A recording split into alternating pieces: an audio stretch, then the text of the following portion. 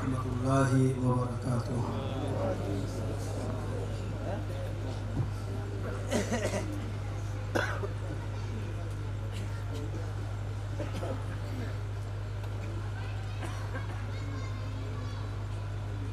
الحمدللہ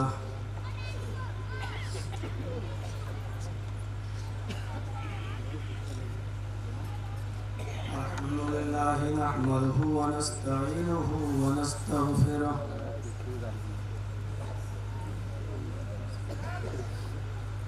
ونعوذ بالله من شرور أنفسنا ومن سيئات أعمالنا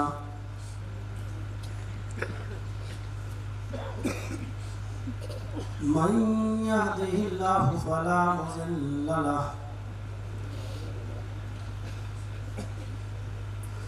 ومن يضلله فلا هادي له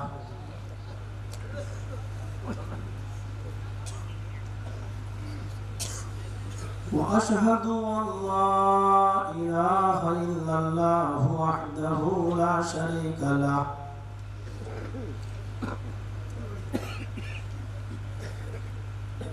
وأشهد أن محمدا عبده ورسوله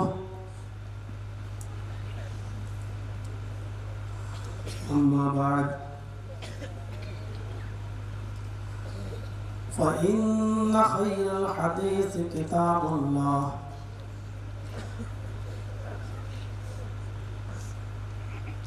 وخير الهدي هدي محمد صلى الله عليه وسلم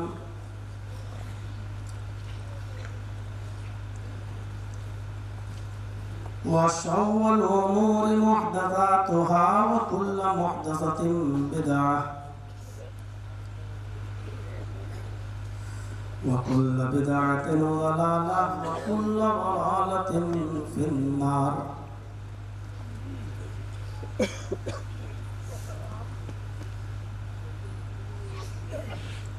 أعوذ بالله من الشيطان الرجيم. بسم الله الرحمن الرحيم.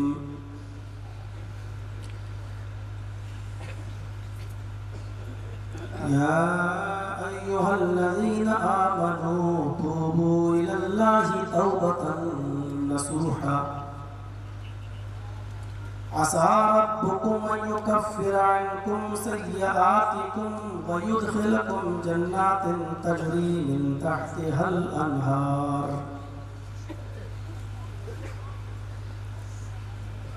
رب اشرح لي صدري ويسر لي أمري واحلل عقدة من لساني يفقهوا قولي.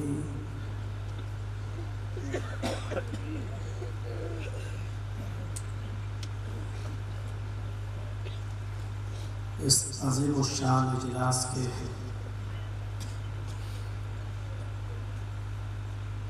محترم صدر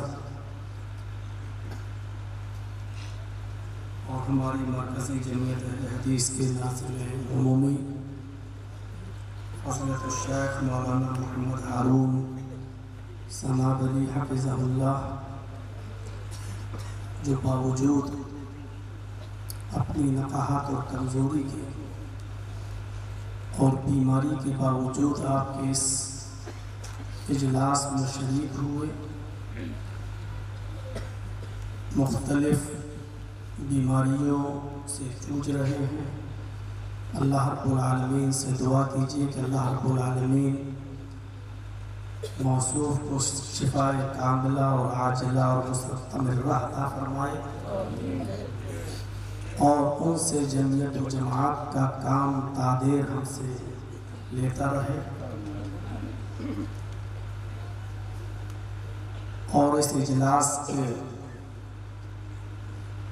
نظامت کے فریضے کو انجام دینے والی شخصیت جناب مولانا محمد راشد صاحب العصری حفظہ اللہ،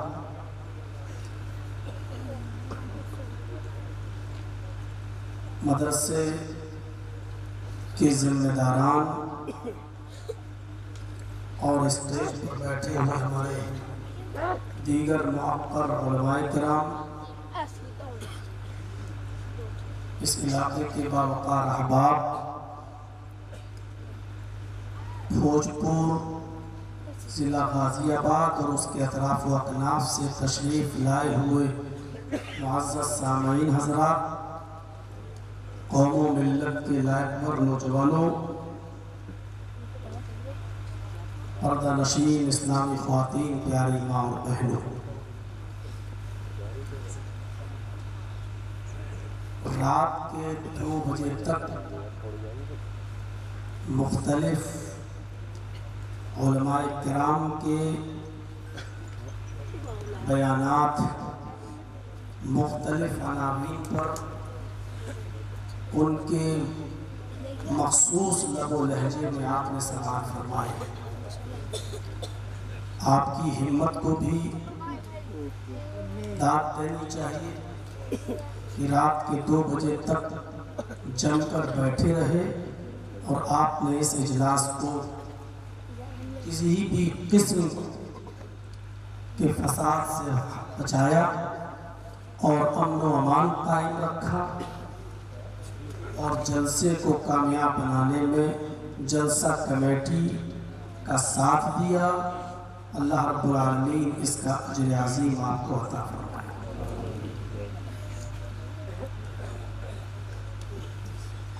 بہت کچھ آپ سن چکے ہیں،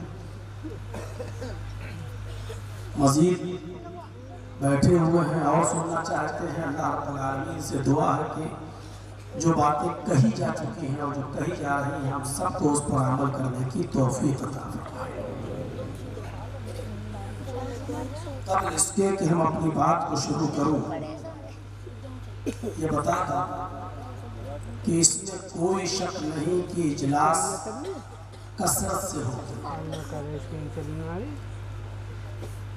اور میں اس بات کا اندازہ بخوبی لگا سکتا ہوں، لگاتا ہوں، کیونکہ ہماری تاریخیں خود خالی نہیں رہتی ہیں۔ اس سے اندازہ لگایا جا سکتا ہے کہ جلسے کتنے ہو رہے ہیں۔ دعوت و تبلیغ کا کام بہت بڑے پیمانے پر ہو رہا ہے، جلسوں کی شکل میں، جماعتوں کی شکل میں، تحریروں کی شکل میں، جس کو جس میدان میں جو اللہ رب العالمین نے صلاحیت دی ہے وہ کر رہا ہے۔ لیکن ہم تھوڑا سا غور کریں کہ اس کے اثرات ہماری زندگی پر کتنے مرتب ہیں۔ ہر انسان کو کم سے کم یہ سوچنا بھی چاہیے اور غور کرنا چاہیے کہ اتنے جلسے ہونے کے باوجود، اتنے پروگرام ہونے کے باوجود، اتنی تقریریں ہونے کے باوجود اس کا رزلٹ کیا ہے اور اب تک کیا نکلا ہے۔ ہم سننے کے شوقین تو رہے، لیکن صرف انجوائے کے لیے، لذت حاصل کرنے کے لیے چندہ کیا، تعاون کیا، جلسہ کرایا، اور اس کے بعد ہمارا جیسے ہی جلسہ ختم ہوگا، اس کے بعد اس اجلاس کا، اس تقریر کا اثر کیا نکلے گا، یہ دیکھنے کی چیز ہے اور دیکھنے کے لائق ہے۔ اتنا سنایا جا چکا ہے کہ لگتا ہے کہ اب سن سن کر ہمارے کان پک چکے ہیں۔ ہماری مثال اس آدمی کی طرح ہو چکی ہے جو کسی 4 ویلر کے آگے آگے چل رہا ہے اور 4 ویلر پر بیٹھا ہوا ڈرائیور بار بار ہارن بجا رہا ہے کہ سائیڈ دو، راستہ دو، لیکن وہ ہارن کی آواز سننے کے بعد بھی راستہ نہیں دیتا۔ اس نے ہارن دیا، یہ ہٹ ہی نہیں رہا راستہ سے، دوبارہ ہارن دیا، پھر راستہ سے نہیں ہٹ رہا۔ کئی بار جب ہارن دیا اور یہ راستے راستے سے ہٹ ہی نہیں رہا، سیدھے چلا چلا جا رہا ہے، تو ڈرائیور کو غصہ آیا، اس نے گاڑی کو روکا اور روکنے کے بعد گاڑی سے نکلا، اور نکلنے کے بعد اس آدمی کو پکڑا جو گاڑی کے آگے آگے چل رہا تھا، اور 2-4 تھپڑ رسید کر کے کہا بہرا ہے، سنتا نہیں ہے، میں بار بار ہارن دے رہا ہوں اور تم راستہ سے ہٹنے کا نام ہی نہیں لیتے ہو۔ تو اس آدمی نے جو آگے آگے چل رہا تھا بڑی سنجیدگی سے جواب دیا، ارے صاحب آپ نے تو اتنی زور سے ہارن دیے ہیں کہ آپ کے ہارن سے میرا کان سن ہو گیا، آپ کے ہارن کی آواز ہی نہیں سنائی دے رہی ہمیں، آپ کتنی بار ہارن دیے مجھے کیا معلوم، آپ نے اتنی زور سے ہارن بجایا ہے کہ اس سے ہمارے کان کے پردے سن ہو گئے، ہمیں سنائی نہیں دے، تو میں کیسے ہٹا؟ یہی کیفیت آج ہماری ہو چکی ہے۔ علماء چیخ چیخ کر تھک چکے، آپ کو سنا سنا کے تھک چکے، جلسے کرا کرا کے تھک چکے ہیں، لیکن ہمارے کان بھی مولویوں کی باتیں سن سن کر اب سن ہو چکے ہیں۔ بس تمہارا کام ہے بولنا، ہمارا کام ہے سننا، تقریر کے ختم ہونے کے بعد پوچھو کیا بولے تو کچھ پتہ ہی نہیں، کیونکہ ہمارے کام تو تم جیسے 336 مولویوں کو سن چکے ہیں، اب سن سن کے پک چکے ہیں۔ یہی کیفیت ہمارے ساتھ ہو چکے ہیں۔ غور کرنا پڑے گا سماج پر، غور کرنا پڑے گا سوسائٹی پر کہ ان جلسوں کے کتنے اثرات ہماری زندگی پر مرتب ہو رہے ہیں۔ میڈیکل سائنس میں ایک بیماری کا نام ہے جس کو بولا جاتا ہے ڈائریا، سنا ہوگا، ہوا بھی ہوگا۔ ڈائریا جب کسی انسان کو ہو جاتا ہے تو اس کا نظام ہضم بالکل خراب ہو جاتا ہے، وہ آدمی جو کچھ بھی کھاتا ہے وہ جسم کو لگتا ہی نہیں ہے، وہ باڈی کو لگتا ہی نہیں ہے، کیونکہ نظام ہضم بالکل خراب ہو جاتا ہے، لیور اپنا کام کرنا بند کر دیتا ہے۔ جو چیز وہ کھاتا ہے منہ کے راستے سے وہ چیز بالکل پانی بن کر لیٹرین کے راستے سے باہر نکل جاتی ہے، اس غذا کا اثر باڈی پر نہیں ہوتا ہے، جو کھا رہے ہیں اس کا اثر باڈی پر نہیں ہوگا۔ آپ کا لیور کا فنکشن خراب ہو چکا ہے، آپ نے منہ کے راستے سے کھایا اور وہ دوسرے راستے سے وہ چیز باہر نکل گئی، آپ کی باڈی کو نہیں۔ یہی صورتحال کچھ جلسوں کی ہم سامعین کے ساتھ بھی ایسی ہوتی ہے کہ ہمیں کانوں کا ڈائریا ہو گیا، جو چیز بولی جاتی ہے وہ ہمارے دل پر اثر ہی نہیں کرتی ہے، جو چیز سمجھائی جاتی ہے اس کا اثر ہمارے دل پر نہیں ہوتا ہے، بلکہ ایک کان سے ہم سنتے ہیں اور وہ دوسرے کان سے اس چیز کو ہم باہر نکال دیتے ہیں۔ جیسے ڈائریا کا مریض منہ کے راستے سے کھاتا ہے اور وہی چیز لیٹرین کے راستے سے باہر، اس کا اثر جسم پر نہیں ہوتا ہے، جو سنتے ہیں ہم سے تقریر قرآن و حدیث اس کا اثر ہمارے دلوں پر نہیں ہوتا ہے، ہم ایک کان سے سنتے ہیں اور دوسرے کان سے ہم اس کو نکال دیتے ہیں۔ ہم اس پتھریلی زمین کی طرح ہو چکے ہیں جس پر پانی گرا لیکن اس نے نہ تو جذب کیا اور نہ دوسروں کو فائدہ پہنچایا، جبکہ ان جلسوں کا اثر یہ ہونا چاہیے کہ ہم اس نرم زمین کی طرح ہوں جس پر پانی گرے تو خود بھی فائدہ اٹھائے وہ، اور اس سے جو ہریالی، جو سبز و شاداب کھیتیاں پیدا ہوں، سبزیاں پیدا ہوں، اس سے دوسرے بھی فائدہ اٹھائیں۔ جو آپ یہاں سنیں اس سے خود بھی فائدہ حاصل کریں، اور جو سن کر جائیں وہ اپنے اہل و عیال کو، اپنے معاشرے کو، اپنے سماج کو، اپنی سوسائٹی کو، اپنے ارد گرد رہنے والوں کو بھی بتائیں کہ یہ باتیں کتاب و سنت پر مبنی ہوئی ہے۔ ہم اس نرم زمین کی طرح بنے، اس پتھریلی زمین کی طرح نہیں کہ جس پر پانی گرا اور نہ اس نے خود جذب کیا اور نہ ہی اس نے ہری سبزی پیدا کی بلکہ وہ بہہ گیا۔ تو اس نرم زمین کی طرح بنے، ہم پتھریلی زمین کی طرح نہیں۔ میرے بھائیوں، آج ان جلسوں کے اثرات ہر انسان سوچے کہ کتنے ہو رہے ہیں ہماری سوسائٹی اور ہمارے معاشرے۔ فطرت میں اگر زندگی باقی ہے تو پوری رات جلسے کی ضرورت نہیں، سالوں سال جلسے کی ضرورت نہیں، صرف ایک جملہ کافی ہوتا ہے، ایک ورڈ کافی ہوتا ہے. جیسے وہ رکشہ چلانے والا رکشہ چلاتا تھا، دن بھر محنت کیا، پسینہ بہایا، محنت کی روزی کمائی، اور جب شام کو مغرب کی نماز کے بعد گھر گیا تو اپنی بیوی سے بولتا ہے کہ میں تھک چکا ہوں، بہت بری طریقے سے میں تھکا ہوا ہوں، بھوکا ہوں، بہت زیادہ میں نے محنت کی ہے، اب تم نے جو پکایا ہو گھر میں جو بنایا وہ لا کر پیش کرو. تو اس کی بیوی نے ارہر کی دال جو پکی ہوئی تھی گھر پہ، بلا بھکاری ہوئی، بغیر چھونکا دی ہوئی، وہی بلا بھکاری ہوئی دال اس کے سامنے لا کر رکھ دی اور کہا کھاؤ. تو اس نے ناک اور منہ چلاتے ہوئے کہا تمہیں شرم نہیں آتی؟ دن بھر میں رکشہ چلاتا ہوں، محنت کرتا ہوں، مزدوری کرتا ہوں، کما کر لاتا ہوں، اور جب شام کو گھر پہ آتا ہوں تو مجھے یہ ارہر کی بلا بھکاری ہوئی دال، بلا چھونکی ہوئی دال تمہارے سامنے پیش کر دیتی ہو. یہی کھائیں گے تو کیسے رکشہ چلے گا؟ یہی کھائیں گے تو کیسے محنت ہوگی؟ ارے تمہیں کچھ سوچنا چاہیے. اس کی بیوی نے کہا محترم میرے پیارے سرتاج، اللہ کا شکر ادا کرو کہ تمہیں کوئی ارہر کی دال بھی نصیب ہو رہی ہے. کیا تم نے ہمارے نبی جناب محمد رسول اللہ کی سیرت کو نہیں پڑھا؟ کیا نبی اکرم صلی اللہ علیہ وسلم کی زندگی کا مطالعہ نہیں کیا؟ کیا آپ نے بخاری شریف کی وہ روایت نہیں سنی کہ حضرت عائشہ فرماتی ہیں کہ میرا نکاح جب نبی اکرم سے ہوا تو میری عمر تھی 6 سال، میری رخصتی جب نبی اکرم کے ساتھ ہوئی اور ان کے گھر پہ گئی تو میری عمر تھی 9 سال، اور 18 سال جب میں ہوئی تو اللہ کے رسول کا انتقال ہو گیا. اللہ کے رسول اس دنیا سے چل بسے. 9 سال سے لے کر 18 سال تک میں نبی کے ساتھ رہی. 9 کو بھی اگر جوڑ لیا جائے تو تقریباً 10 سال، 9 سال اور 10 سال میں نبی کے ساتھ رہی.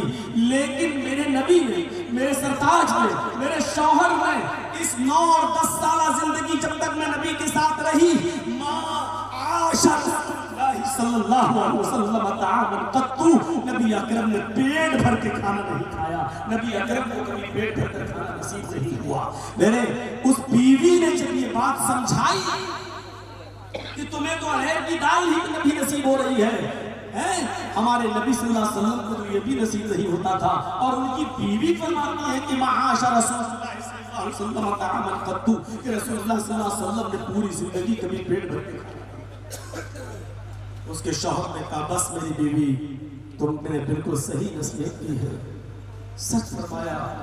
اللہ کے نبی صلی اللہ علیہ وسلم نے لا تنظروا الی من هو فوقکم وانظروا الی من هو اسفل منکم، تم ان کی طرف نظریں اٹھا کر مت دیکھو جو مقام و مرتبے اور درجے اور حیثیت میں تم سے اوپر ہیں، تم ان کی طرف نظریں اٹھا کر دیکھو جو مقام میں، حیثیت میں، درجے میں، ہر طریقے سے تم سے نیچے ہیں.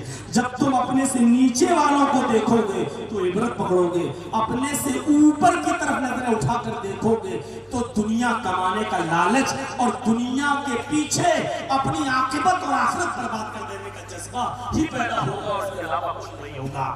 جب تم اپنے سے اوپر کسی آدمی کو دیکھو گے تو لگے گا ایسی بلڈنگ ہماری بھی ہونی چاہیے، چاہے چوری کر کے ہو، اور چاہے انٹرنیٹ پر بیٹھ کر، چاہے شیئر مارکیٹ میں پیسہ لگا کے ایک ہی دن میں لاکھ پتی اور کروڑ پتی بننے کی خواہش کا جذبہ ہمارے اندر پیدا ہو، لیکن ہم اس کی طرح بننے کی کوشش کریں. میرے بھائیو یہ جذبہ پیدا ہوگا، لیکن جب آپ ننگے پیر چلتے ہوئے زمین پر، جب آپ ننگے پیر چلتے ہوئے زمین پر چلیں گے اور شرم محسوس ہوگی تو اس آدمی کی طرف جب نظر ڈالیں گے جو ایک پیر سے لنگڑا گیا ہے، اس کا ایک پیر ہی نہیں، تو آپ اس کی طرف دیکھیں گے تو سوچیں گے ارے ہمارے پاس تو چپل ہی نہیں، کم سے کم 2 پیر تو سلامت ہیں، اس بیچارے کے پاس تو ایک پیر بھی نہیں ہے، دیکھیے یہ بھی زندہ ہے کہ نہیں ہے. تو اپنے سے نیچے والوں کی طرف دیکھو، اپنے سے اوپر والوں کی طرف. ایک واقعہ نے اس کی بیوی کی طرف سے بتائے ہوئے ایک ورڈ نے اور ایک جملے نے اس کی زندگی بدل دی، اور اس کے بعد میں اس نے پوری زندگی کبھی یہ نہیں کہا کہ بیوی تم ارہر کی دال مت بنایا کرو اور بلا بھکاری مجھے مت کھلایا کرو. اس نے کسی مولوی کی تقریر نہیں سنی تھی، اور اس نے یہ بھوجپور والوں کی طرح پوری رات کا جلسہ نہیں سنا تھا، اور مولوی جرجیز کی طرح 1-1.5-2 گھنٹے کی تقریر اس نے نہیں سنی تھی. بس اس نے ایک نصیحت سنی، اس کی بیوی نے ہی اس کو بتا دیا، اور اس کے بعد میں اس کی پوری زندگی چینج ہو گئی اور بدل گئی، اور وہ اللہ کا شکر گزار. واقعہ کافی ہے، لیکن کس کے لیے؟ جس کی فطرت میں زندگی،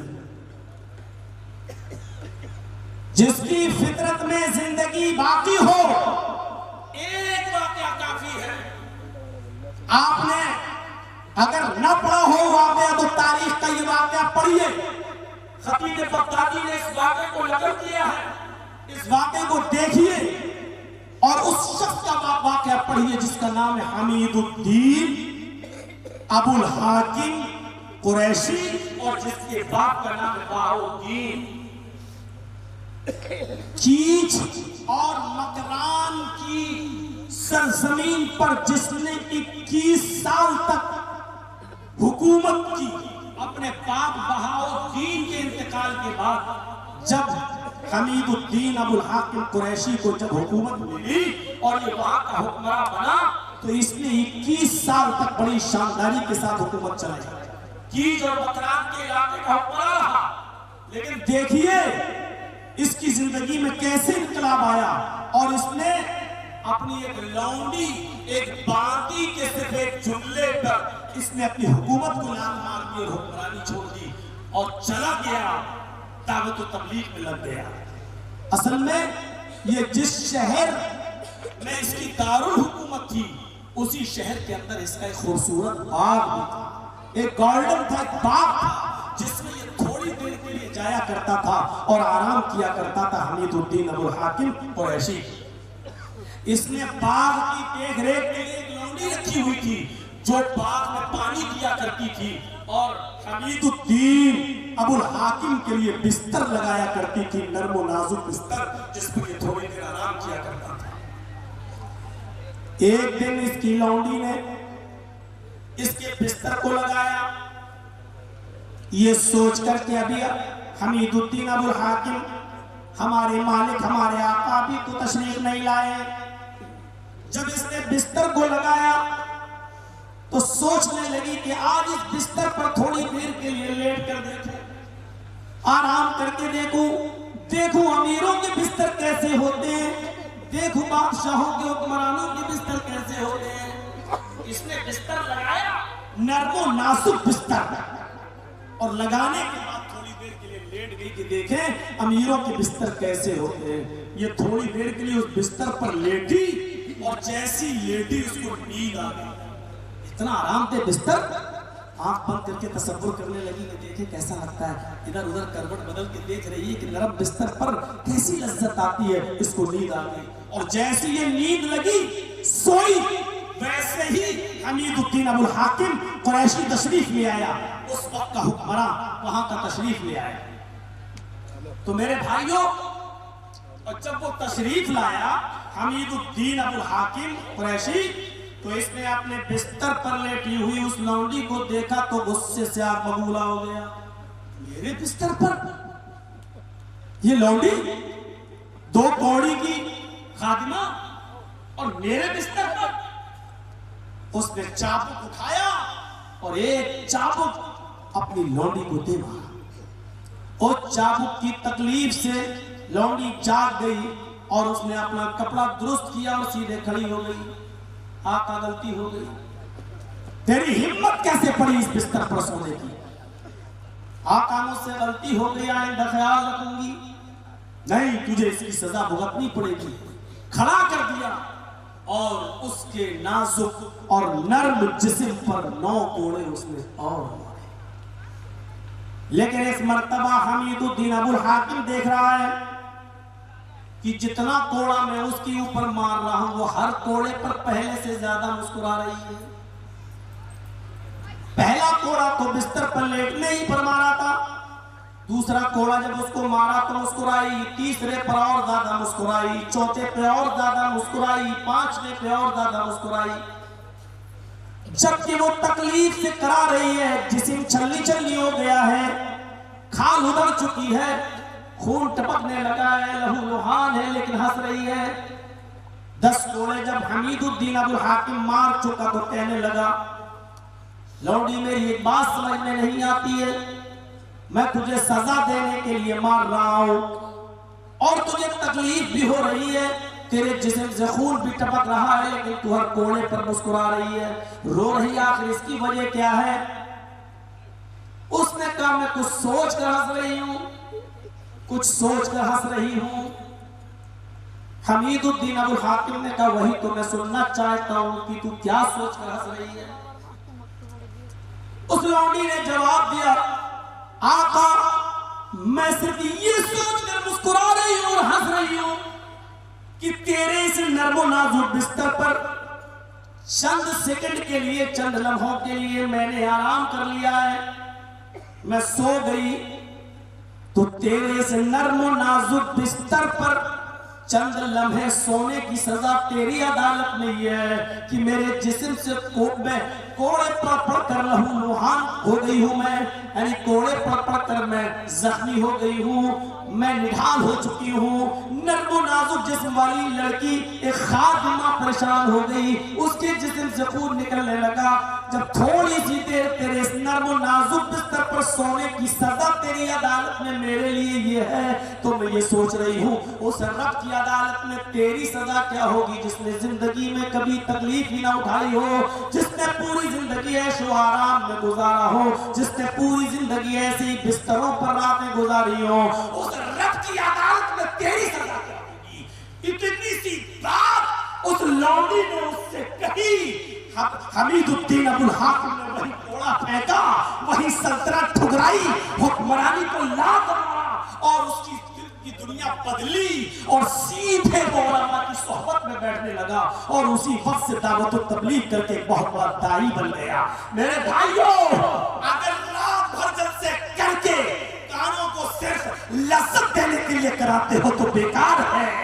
اگر 3 بجے تک یہ جلسہ چلا، 3:30 بجے تک چلا اور فجر کی نماز ہماری مسجدیں خالی ہیں تو آپ ناکام ہیں۔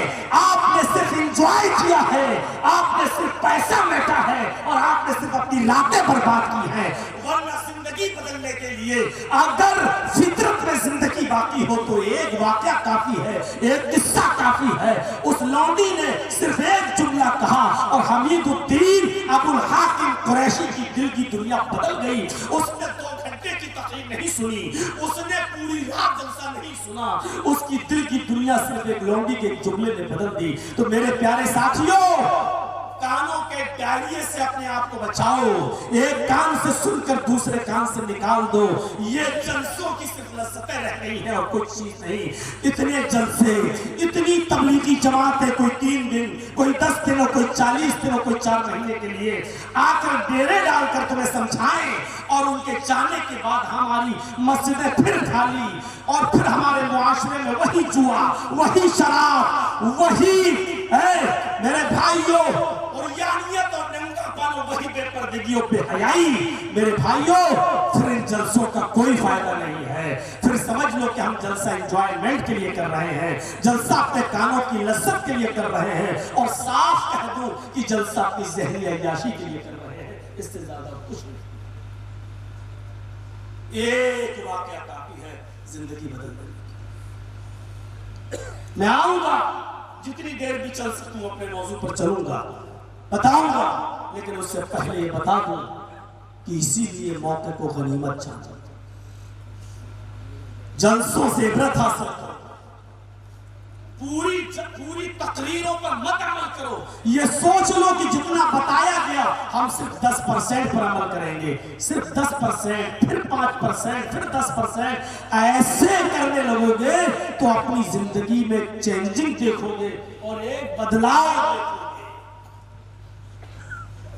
جو بھی نیکی کا موقع ملے کرو، کسی بھی نیکی کو حقیر مت سمجھو، کسی بھی نیکی کو کمتر مت سمجھو، کسی بھی نیکی کو حقیر مت سمجھو، چاہے وہ چھوٹی ہو یا بڑی۔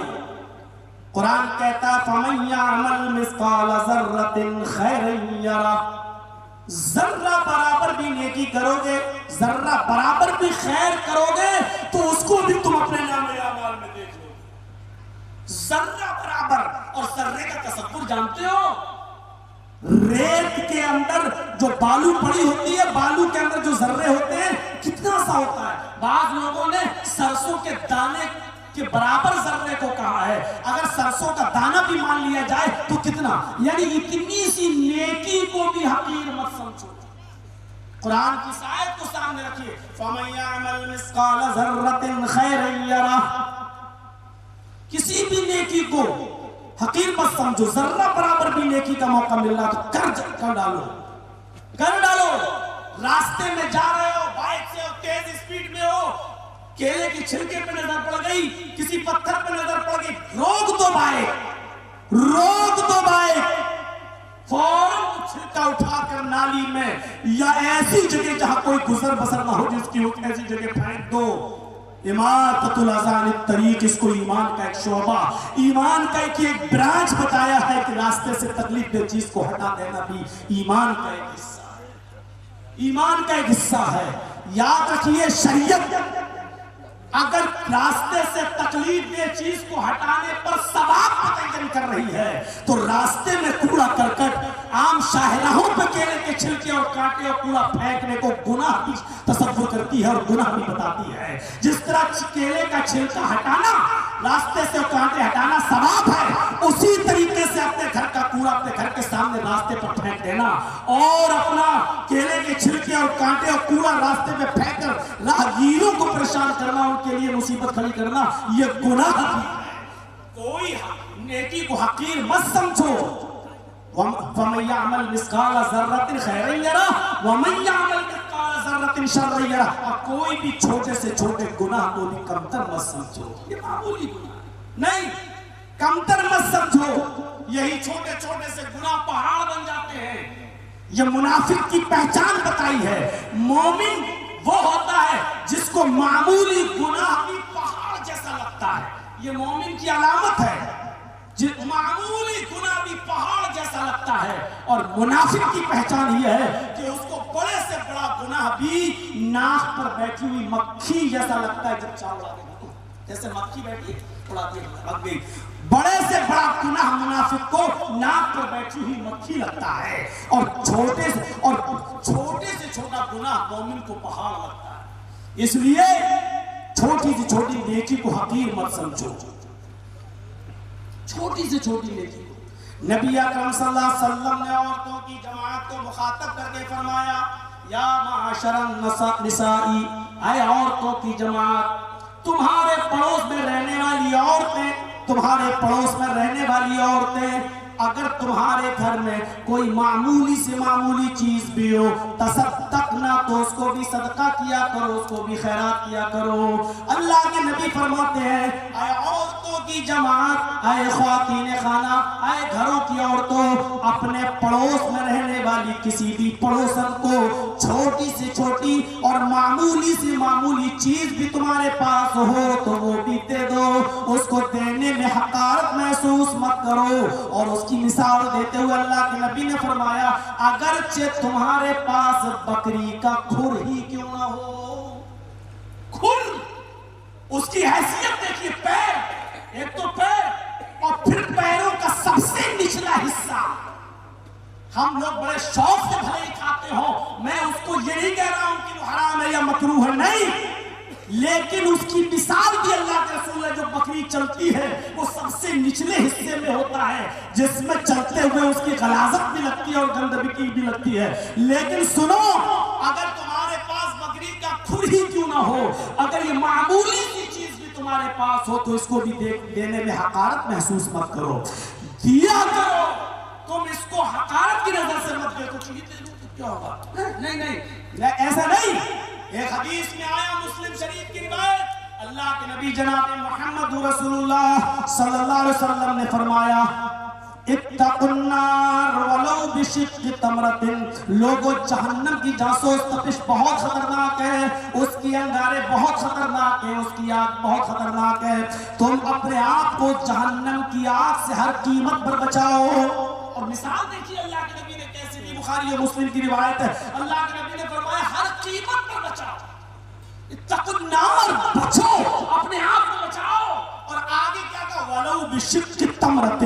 کھجور نہیں، کھجور تو بہت بڑی چیز ہو گئی، کھجور تو بہت بڑی چیز ہو گئی. فرمایا ولو بشق تمرۃ، اگر کھجور کا ایک ٹکڑا بھی تمہارے تمہارے پاس ہو تو اس کو بھی تم صدقہ کر کے خیرات کر کے تم اپنے آپ کو جہنم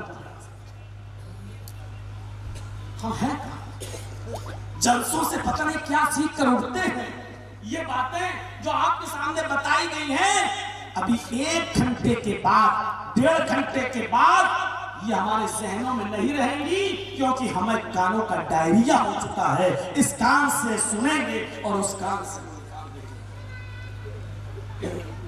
اتقوا النار ولو بشق تمرۃ، اپنے آپ کو جہنم کی آگ سے بچاؤ اگرچہ کھجور کا ایک ٹکڑا ہی کیوں نہ ہو. اس تعلیم کا اثر یہ تھا، خود نبی اکرم کی بیوی اما عائشہ فرماتی ہیں کہ ہمارے پاس مانگنے والی آئی، جاءتنی سائلہ، ہمارے پاس ایک مانگنے والی آئی، اس کے پاس 2 چھوٹے چھوٹے بچے تھے. اس نے ہم سے کچھ چیز مانگی، کھانے پینے کی کوئی ہو تو دے دو، یہ بچے بھوکے ہیں. مسلم شریف کی روایت ہے، اما عائشہ فرماتی ہیں کہ میرے پاس ایک کھجور رکھی ہوئی تھی، میں نے وہی کھجور اس عورت کو دے دی. اس عورت نے اس کھجور کے 2 ٹکڑے کر کے ایک ٹکڑا اس بچے کو دے دیا اور ایک ٹکڑا اس بچے کو دے دیا.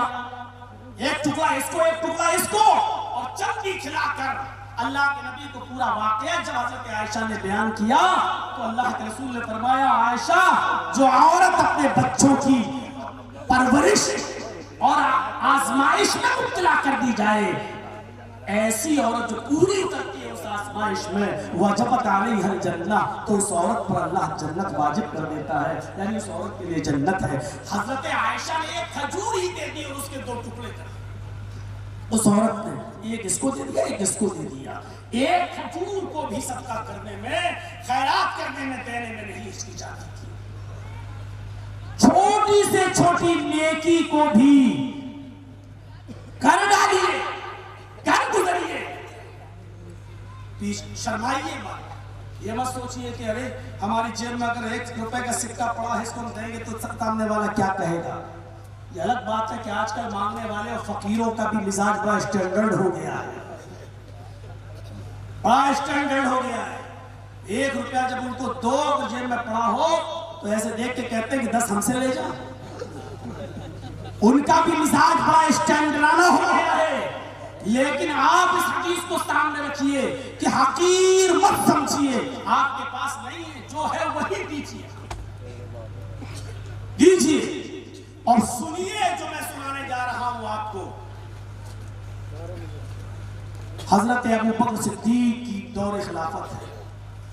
ابوبکر صدیق خلیفہ ہیں، اور ابوبکر صدیق رضی اللہ تعالیٰ عنہ کے زمانے میں، حضرت ابوبکر صدیق کے زمانے میں حضرت عمر فاروق ایک بوڑھی عورت کے گھر جایا کرتے تھے. ارلی مارننگ، صبح سے پہلے، یا تو فجر کی نماز سے پہلے یا فوراً فجر کی نماز کے بعد اس کے گھر جایا کرتے تھے. اور کیا کام کرتے تھے سنیے. اس نیکی کو حقیر نہیں جانا انہوں نے. اس بوڑھی عورت کے کپڑے دھل دیا کرتے تھے، اس بوڑھی عورت کے برتن مانج دیا کرتے تھے، اور اس بوڑھی نابینا عورت کے گھر میں جھاڑو دے دیا کرتے تھے. حضرت عمر فاروق، پڑھیے سیرت عمر، علامہ شبلی کی الفاروق. حضرت عمر فاروق رضی اللہ تعالیٰ کو جھاڑو لگا دیا کرتے تھے، پہلا کام. دوسرا کام برتن مانج دیا کرتے تھے، اور تیسرا کام اس بوڑھی عورت کے کپڑے دھونا. اور یہ ان کا معمول تھا مسلسل برابر. ایک دن فجر کی نماز کے بعد جب گئے تو دیکھا کہ گھر کی صفائی ہو چکی ہے. پوچھا اماں کپڑے؟ دیکھا کپڑے بھی سوکھ رہے ہیں. برتن کو دیکھا تو وہ بھی کوئی دھل گیا. حضرت عمر فاروق نے پوچھا اماں کون آیا تھا؟ کہا بیٹا پتہ نہیں، کوئی آیا تھا، میں تو سمجھی تم ہی ہو. کہا نہیں ماں میں نہیں، پتہ نہیں کون تھا، اللہ کا بندہ پھر کو صاف کر گیا. حضرت عمر فاروق نے کہا ہو سکتا ہے آج کوئی آ گیا ہو. دوسری رات فجر سے پہلے آ گئے. حضرت عمر فاروق رضی اللہ تعالیٰ عنہ گھر کی صفائی کرنے، جھاڑو لگانے، برتن مانجنے، دیکھا کہ فجر کی نماز سے پہلے بھی دوسری رات میں بھی صفائی ہو چکی، برتن منج گئے، جھاڑو لگ گئے، کپڑا دھل گیا۔ حضرت عمر کو بڑی تشویش ہوئی، اس کا مطلب کوئی مجھ سے بھی پہلے آتے۔ چلو تیسری رات اس سے بھی پہلے آئے تو دیکھا کہ تیسری رات میں بھی صفائی ہو چکی ہے، کپڑے دھل چکے ہیں، برتن بن چکے ہیں۔ حضرت عمر فاروق نے کہا لگتا ہے جاسوسی کرنا پڑے گی، یہ کون ہے جو مجھ سے بھی پہلے آ کر یہ کام کر جاتا ہے۔ چوتھی رات چھپ گئے ایک درخت کی آڑ میں، تہجد کی نماز پڑھ کے آئے، گھر میں چھپ گئے کہ دیکھے کیا۔ آدھی رات کے بعد سے چھپ کر منظر دیکھتے رہے، کوئی آیا، چہرہ چھپا ہے، گھر میں گھسا۔ حضرت عمر فاروق اس وقت کچھ نہیں بولے، جب نکلا تو دروازے پہ کھڑے ہیں کہ دیکھے ہے کون۔ جب سلام کیا انہوں نے جواب دیا وعلیکم السلام، کہا کہ ہاتھ ملایا، مصافحہ کیا، تو کیا دیکھتے ہیں کہ سامنے حضرت ابوبکر صدیق کھڑے ہیں۔ حضرت ابوبکر صدیق کون ہے؟ خلیفۃ المومنین ہے۔ کون ہے؟ ساری مسلمانوں کے امیر ہیں، امیر المومنین ہے۔ بتانا نہیں چاہتے تھے کہ میں خدمت کر رہا ہوں، حضرت عمر فاروق سے پہلے آ کر خدمت کر رہے ہیں۔ حضرت عمر کو بتانا بھی نہیں چاہتے، اور حضرت عمر فاروق یہ دیکھنا چاہتے کہ دیکھیں آخر کون ہے جو مجھ سے بھی پہلے آ جاتا ہے اور خدمت کر کے چلا آتا ہے۔ پتہ لگا تو یہ حضرت ابوبکر صدیق ہے۔ جھاڑو لگانا ایک معمولی کام ہے، برتن صاف کرنا معمولی کام ہے، کپڑے دھلنا یہ معمولی کام، لیکن رات میں اٹھ کر وہ بھی امیر المومنین ہو کر، خلیفۃ المسلمین ہو کر ایک بوڑھی عورت کی خدمت کرنے کے لیے جانا کہ یہ بے بس مجبور ہے، اٹھ نہیں پاتی، چل نہیں پاتی، اس کی خدمت کرنا ضروری ہے، اور چلے گئے۔ اس نیکی کو بھی حقیر نہیں سمجھ رہے۔ موضوع تھا توبہ اور استغفار کے اوپر، لیکن یہ بات تو تھوڑی سی ضمن چلی آئی۔ میں بتا رہا ہوں کہ کسی بھی نیکی کو حقیر نہیں سمجھنا چاہیے۔ ارے ہم دوسروں کے گھروں میں کیا جھاڑو لگائیں گے، ہم تو اپنے گھر میں جھاڑو نہیں لگا سکتے، عزت کا جنازہ نکل جائے گا، ہمارے یار اور دوست کہیں گے واہ یہ جوروں کا غلام ہے، گھر میں شادی کے بعد بھی جھاڑو لگا رہا ہے۔ ارے اس کی حالت تو بہت پتلی ہے، بہت خراب ہے، شادی کے بعد بھی جھاڑو لگا رہا ہے، شادی کے بعد بھی کپڑے دھل رہا ہے، شادی کے بعد بھی برتن مانج رہا ہے۔ ارے جس چیز کو تم اپنے لیے باعث عار سمجھتے ہو، یہ محمد رسول اللہ خوشی خوشی کیا کرتے تھے۔ حضرت عائشہ فرماتی ہے کہ اللہ کے رسول میرے گھر کے کاموں میں میری مدد فرمایا کرتے تھے۔ اگر میں روٹی پکاتی تھی تو آٹا نبی اکرم گوندھ دیا کرتے تھے، نبی اکرم گھر میں جھاڑو بھی لگا دیا کرتے تھے، اپنے کپڑے خود سل لیا کرتے تھے، اپنا جوتا خود ٹانک لیا۔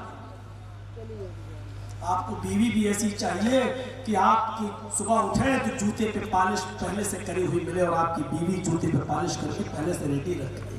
آپ کو بیوی بھی ایسی چاہیے کہ جب آپ جوتا پہنے تو فیتا آپ کی بیوی باندھنے والی ہو۔ میرے بھائیوں ذرا تصور کریے کہ آپ بوڑھی عورتوں کی کیا خدمت کریں گے، اور اپنی پڑوس میں رہنے والے غریب لوگوں کی کیا خدمت کریں گے۔ ہم اپنے گھر میں جھاڑو لگانے کو عار سمجھتے ہیں، اپنے گھر میں برتن مانجنے کو عار سمجھتے ہیں، اپنے بچوں کے ڈائپر بدلنے کو ہم عار سمجھتے ہیں، اپنے بچوں کے پیشاب و پاخانے کو صاف کرنے کو ہم منحوس سمجھتے ہیں، نحوست سمجھتے ہیں کہ نحوست لگ جائے گی۔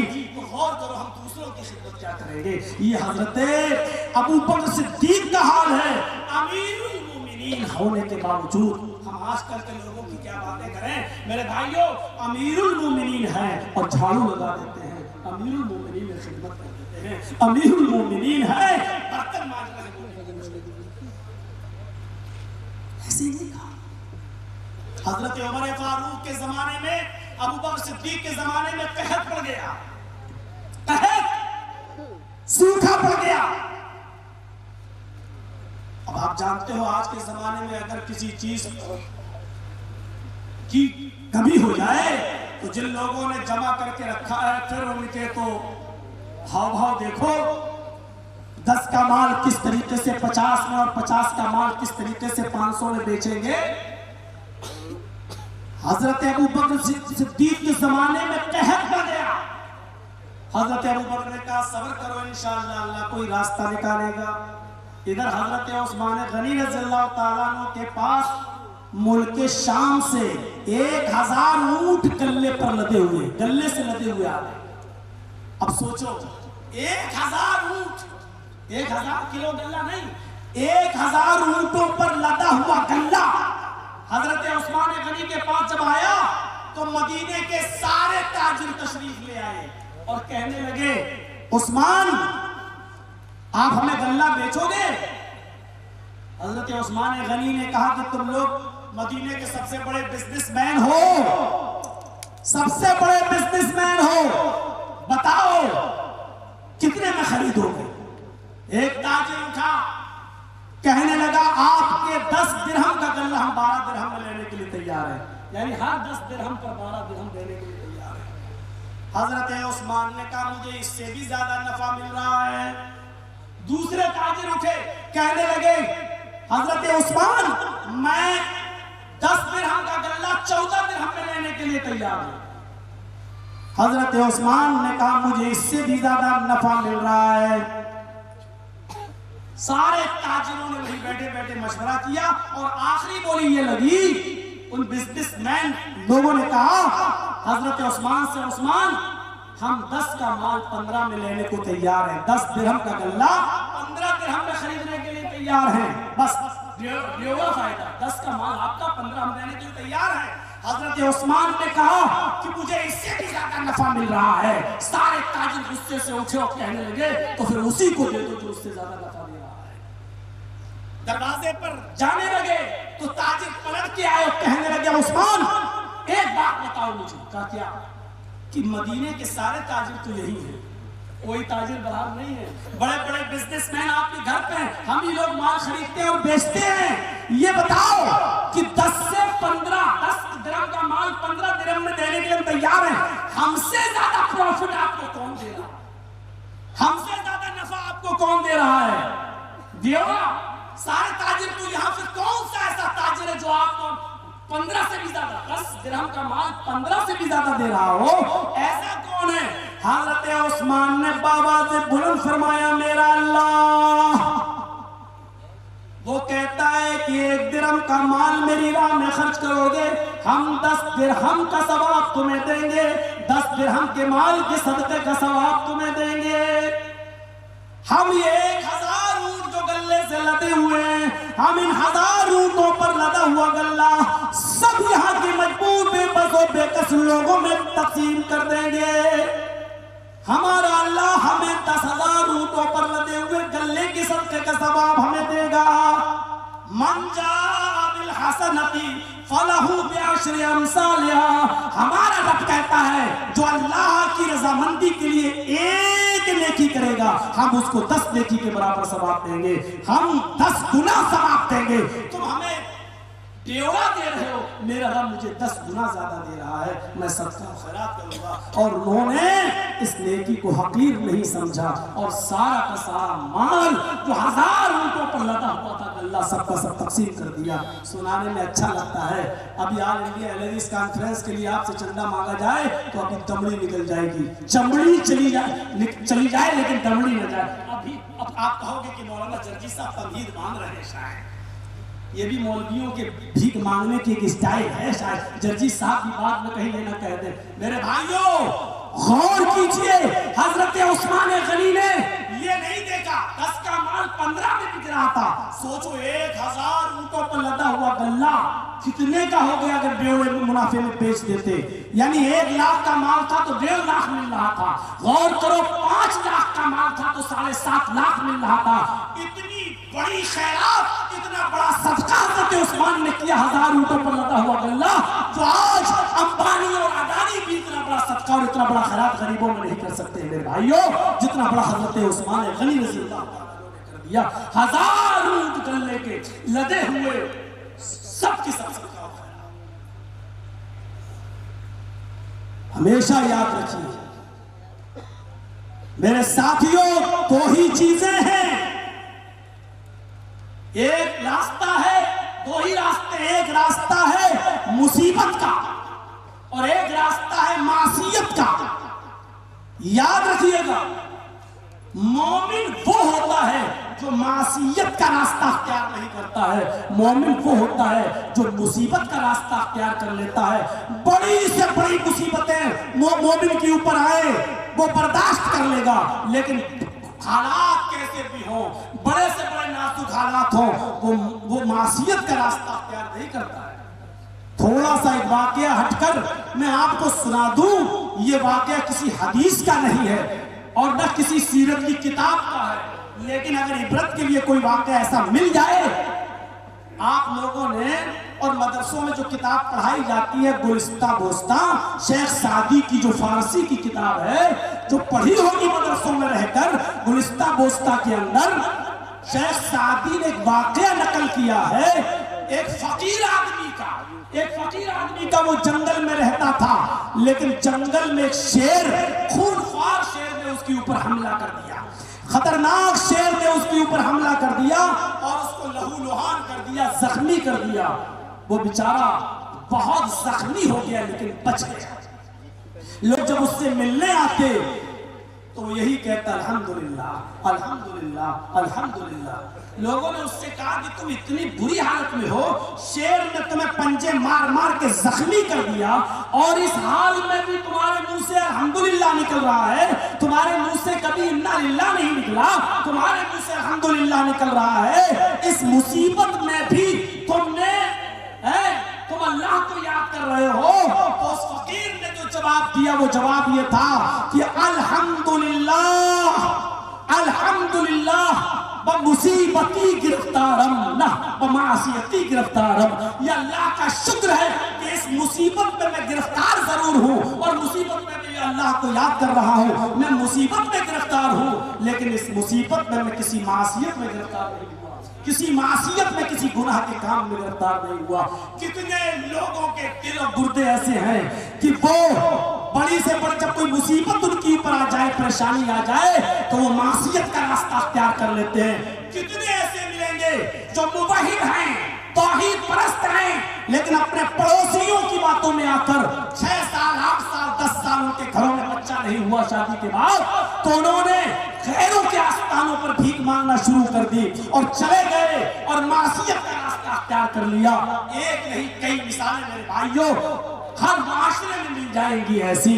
تو مومن وہ ہوتا ہے جو بڑی سے بڑی پریشانی، بڑی سے بڑی مصیبت اور بڑے سے بڑے ناگفتہ حالات میں بھی وہ کبھی معصیت کا راستہ اختیار نہیں کرتا۔ حضرت یوسف علیہ السلام کی زندگی چلو یہ تو قرآن میں لکھی ہے اور دیکھ لیجئے، حضرت یوسف علیہ السلام کی زندگی پر ایک نظر ڈالیے۔ ان کے سامنے بھی 2 راستے آئے، ایک راستہ مصیبت کا تھا اور ایک راستہ معصیت کا تھا، لیکن یوسف علیہ السلام نے معصیت کے راستے کو اختیار نہیں کیا۔ اس واقعے کی طرف ذرا تھوڑا سا سبق حاصل کیجئے، اس واقعے کو میں آپ کے سامنے رکھنا چاہتا ہوں۔ دیکھیے یوسف علیہ السلام کے پاس دونوں راستے تھے، لیکن یوسف علیہ السلام نے کون سا راستہ اختیار کیا؟ سوتیلے بھائیوں نے اپنے باپ یعقوب علیہ السلام کو بہلا کر پھسلا کر ان کو سمجھانے میں بہلانے پھسلانے میں وہ کامیاب ہوئے اور یوسف علیہ السلام کو لے کر چلے آئے اور جب جنگل میں پہنچے تو ایک ویران کنویں کے اندر یوسف علیہ السلام کو پھینک دیا۔ قرآن کہتا ہے ایک ویران کنویں میں یوسف علیہ السلام کو پھینک دیا۔ چھوٹے ہیں، نابالغ ہیں، بہت چھوٹے بچے ہیں، اور جانتے ہو کیا کیا؟ اپنے باپ کے پاس آئے اور اپنے باپ سے کیا کہتے ہیں؟ یا ابانا انا ذهبنا نستبق وتركنا يوسف عند متاعنا فاكله الذئب وما انت بمؤمن لنا ولو كنا صادقين۔ قرآن کے الفاظ پر غور کرو، کیا کہتے ہیں یہ سوتیلے بھائی یوسف کو ویران کنویں میں پھینک کر اپنے باپ کے پاس آئے اور کہنے لگے اے ابو جان انا ذهبنا نستبق، ہم دوڑ کود میں لگ گئے، ہم کھیل میں لگ گئے، ہم اچھل کود میں لگ گئے، ہم دوڑ دھوپ میں لگ گئے۔ وَتَرَكْنَا يُوسُفَ عِنْدَ مَتَاعِنَا، اور ہم نے اپنے سامان کے پاس یوسف علیہ السلام کو چھوڑ دیا تھا. لو دیکھ ریکھ کرو، ہمارے سامان کی دیکھ ریکھ کرو. یوسف ہمارے سامان کی دیکھ ریکھ کر رہے تھے، ہم نے یوسف کو اپنے سامان کے پاس چھوڑ دیا. ہم لوگ کھیل کود میں لگ گئے. فَأَكَلَهُ الذِّئْبُ، بھیڑیا آیا اور یوسف علیہ السلام کو کھا گیا. یوسف کو اس نے نگل لیا، یوسف کو کھا لیا. اور دیکھیے بات بنانے کا طریقہ دیکھیے. وَمَا أَنْتَ بِمُؤْمِنٍ لَنَا، آپ ہماری بات کا یقین کیوں کریں گے؟ آپ ہماری بات کیوں مانیں گے؟ آپ ہماری بات پر ایمان نہیں لائیں گے، آپ ہماری بات کو سچا نہیں سمجھیں گے. وَلَوْ كُنَّا صَادِقِينَ، اگرچہ ہم سچ ہی بول رہے ہو، ہم چاہے کتنے بڑے سچے ہوں لیکن آپ ہماری بات کو نہیں مانیں گے. ہمیں معلوم ہے کہ آپ ہماری بات کو نہیں مانیں. کتنے ڈٹائی دیکھیے، کس انداز سے وہ کہتے ہیں کہ وَمَا أَنْتَ بِمُؤْمِنٍ لَنَا وَلَوْ كُنَّا صَادِقِينَ، ہم سچ ہی بول رہے ہیں پھر بھی آپ ہماری بات کو نہیں مانیں گے. میرے بھائیو واقعہ لمبا ہے، ہم کاٹتے چھاڑتے ہوئے آگے کی طرف آتے ہیں. ادھر یوسف علیہ السلام کنویں میں، ادھر ایک قافلہ آتا ہے، اس کو پانی کی ضرورت ہے. وہ پانی لینے کے لیے جب کنویں کے پاس جاتا ہے اور اپنی ڈول پانی میں کنویں میں ڈالتا ہے، اس نے دیکھا پانی کا نام و نشان نہیں. اس نے کنویں میں جھانک کر دیکھا تو چیخ پڑا، یا بشرا ھذا غلام. اے قافلے والو خوشخبری ہو، اے قافلے والو خوشخبری ہو، یہ تو لڑکا یہاں موجود ہے، ایک چھوٹا سا بچہ یہاں موجود ہے. اس کنویں میں پانی نہیں ہے، ایک بچہ یہاں موجود ہے. چلو یہ بچہ ہمارے کام آئے گا.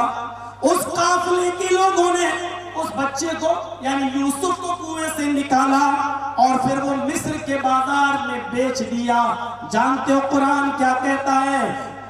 ان قافلے والوں نے جب مصر کے بازار میں یوسف علیہ السلام کو بیچا، یوسف خوبصورت تھے، چھوٹے بھی تھے، لیکن یوسف علیہ السلام کو کس سکے میں، کس درہم میں بیچا؟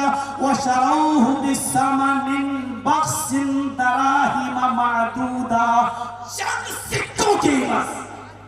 خوبصورتی کس کام کی؟ کس کام کی؟ یوسف جیسا خوبصورت بچہ اور مصر کے بازار میں بکا تو چند سکوں میں بکا. وَشَرَوْهُ بِثَمَنٍ بَخْسٍ دراہم معدودہ، گنتی کے چند سکوں میں بیچ دیا. ہوتے ہوتے عزیز مصر کے پاس پہنچا. عزیز مصر نے اپنی بیوی سے کہا اس کی پرورش کرو، اچھی دیکھ ریکھ کرو، یہ ہمیں نفع پہنچائے گا، یہ ہم اس کو بیٹا بنا لیں گے.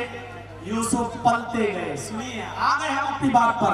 یوسف پلتے گئے، بڑھتے گئے اور دھیرے دھیرے جوان ہو گئے. یہاں یوسف کی خوبصورتی بھی کھلتی گئی. حسن و جمال کے شہزادے، خوبصورت حسن، حسین و جمیل. یہاں عزیز مصر کی بیوی کی نیت بھی ان کے اوپر خراب ہونے لگی. ہاں، جس کی نیت اس کے اوپر خراب. لیکن یوسف علیہ السلام بچے رہے.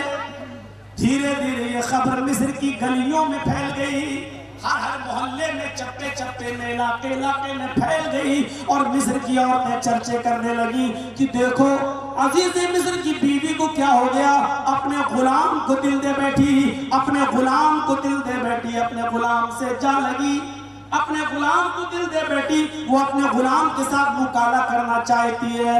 یہ خبر دھیرے دھیرے اڑتے اڑتے عزیز مصر کی بیوی کو بھی لگ گئی. عزیز مصر کی بیوی نے کہا اب اس کا کوئی حل نکالنا چاہیے، جب ہم کو بدنام ہی کیا جا رہا ہے تو ذرا ہم عورتوں کو بھی تو بلا کر دیکھیں جو بدنام کر رہی ہیں. عزیز مصر کی بیوی نے ان تمام عورتوں کو دعوت دے دی، اپنے گھر بلا لیا، دسترخوان لگا دیا، دسترخوان کے اوپر پھل فروٹ رکھ دیے اور سب کے ہاتھ میں ایک ایک چھری دے دی. اور جب کہا کھاؤ، ساری عورتیں پھل کاٹ کر کھانے لگی. اسی بیچ میں فرمایا یوسف ان عورتوں کے سامنے سے گزر جاؤ. حسین و جمیل یوسف اور اب بالغ بھی ہو چکے ہیں. جب یوسف علیہ السلام ان عورتوں کے سامنے سے گزرے، ان مصر والیوں کی نظر جب جب یوسف علیہ السلام کے چہرے پر پڑی، حسین و جمیل رخسار پر پڑی، ان کی حسین و جمیل فگر پر پڑی، تو ساری مصر کی عورتیں چیخ پڑی، ما ھذا بشر ان ھذا الا ملک کریم، یہ کوئی بشر نہیں ہے، یہ کوئی انسان نہیں ہے، یہ تو انسان لگتا ہی نہیں ہے، اس کا حسن، اس کی خوبصورتی سے تو یہ انسان دکھائی نہیں دیتا ہے، ان ھذا الا ملک کریم، یہ کوئی مکرم و بزرگ فرشتہ دکھائی دیتا ہے۔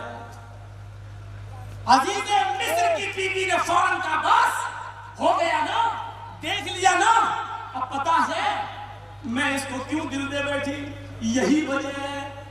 اب بتاؤ، جس محبت میں میں گرفتار ہوں اسی محبت میں تو تم بھی گرفتار ہو چکی ہو، یہاں تک کہ انسان ماننے سے بھی انکار کر دیا تم نے، تمہیں لگتا ہی نہیں کہ انسان ہے، ابھی تک تم میرا دل تھا، اب تم سب کا دل آ گیا ہے، بتاؤ میرا کیا قصور ہے؟ اس کی خوبصورتی ایسی ہے، اس کا فگر ہی ایسا ہے، اس کا جسم ہی ایسا ہے، ہر کوئی اس کے اوپر اپنی جان فدا کرنے کے لیے تیار ہے، میں نے بھی اپنی جان فدا کر دی، کیا غلطی ہے میری؟ اور پھر اسی موقع پر دھمکی دی، اسی موقع پر دھمکی دی، سنو اے عورتوں، تم بھی سن لو کان کھول کر، اگر اس نے میری بات نہیں مانی، اس نے میرا کہا نہیں مانا، میرا ارادہ پورا نہ کیا تو یہ جیل میں سڑے گا، اس کو سخت سے سخت سزا دی جائے گی، اگر اس نے ہمارے ارادے کو مکمل نہیں کیا۔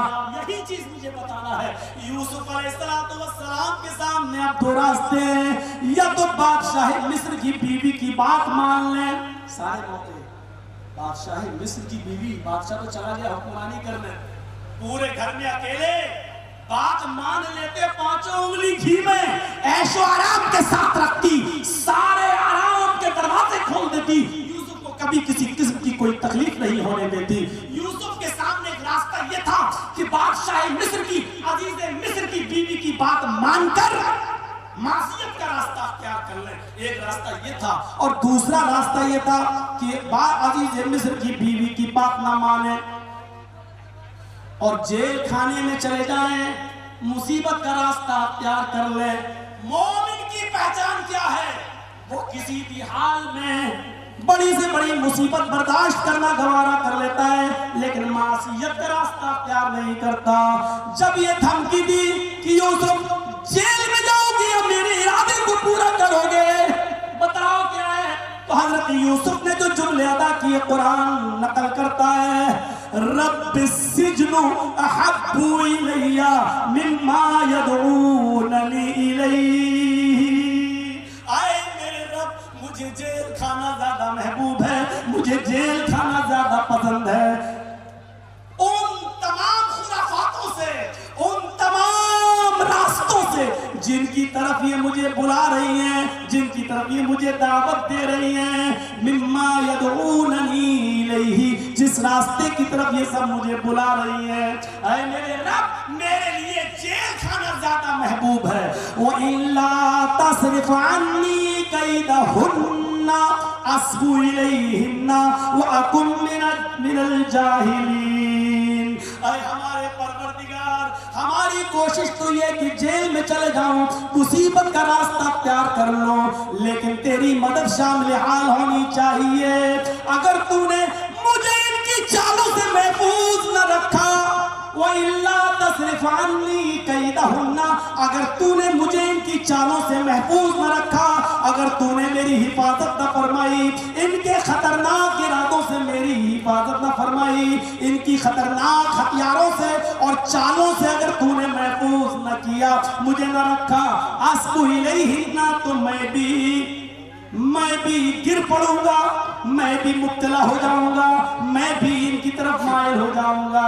میں کوشش کر سکتا ہوں لیکن مدد تیری شامل حال ہوگی، تو اگر بچانا چاہے گا تو۔ اے اللہ، اگر تو نے مجھے ان کی چالوں سے محفوظ نہیں رکھا اور میری حفاظت نہیں فرمائی تو میں اس مصیبت میں گر پڑوں گا، وَأَكُن مِّنَ الْجَاهِلِينَ، اور نادانوں میں سے ہو جاؤں گا، نادانوں میں میرا شمار ہوگا۔ اے اللہ تو میری حفاظت فرما۔ پورے واقعے کو بتانے کا مطلب یہ ہے میرے بھائیوں، ایک مومن مصیبت کا راستہ اختیار کر لیتا ہے، معصیت کا راستہ اختیار نہیں کرتا۔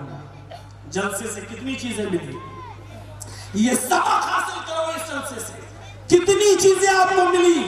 इसीलिए मैंने आपको बताया है कि हाँ, दो ही रास्ते हैं, एक मुसीबत का, एक मासियत का।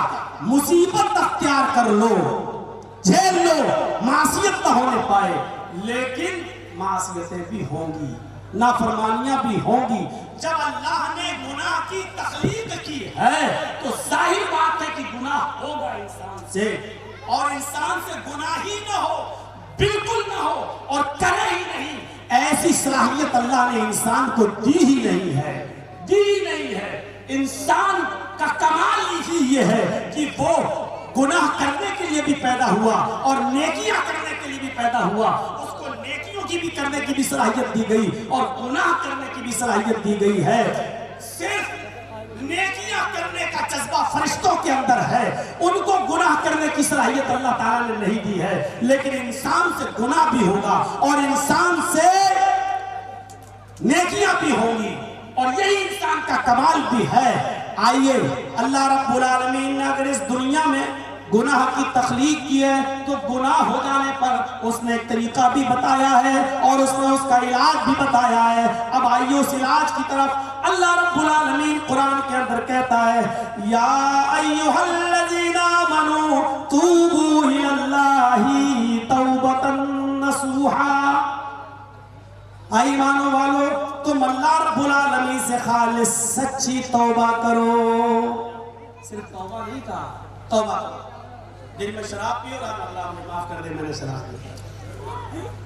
सुबह फिर शराब, अल्लाह फिर गलती हो गई, अल्लाह फिर माफ कर दे, अल्लाह फिर शराब हो गई, सुबह फिर शराब।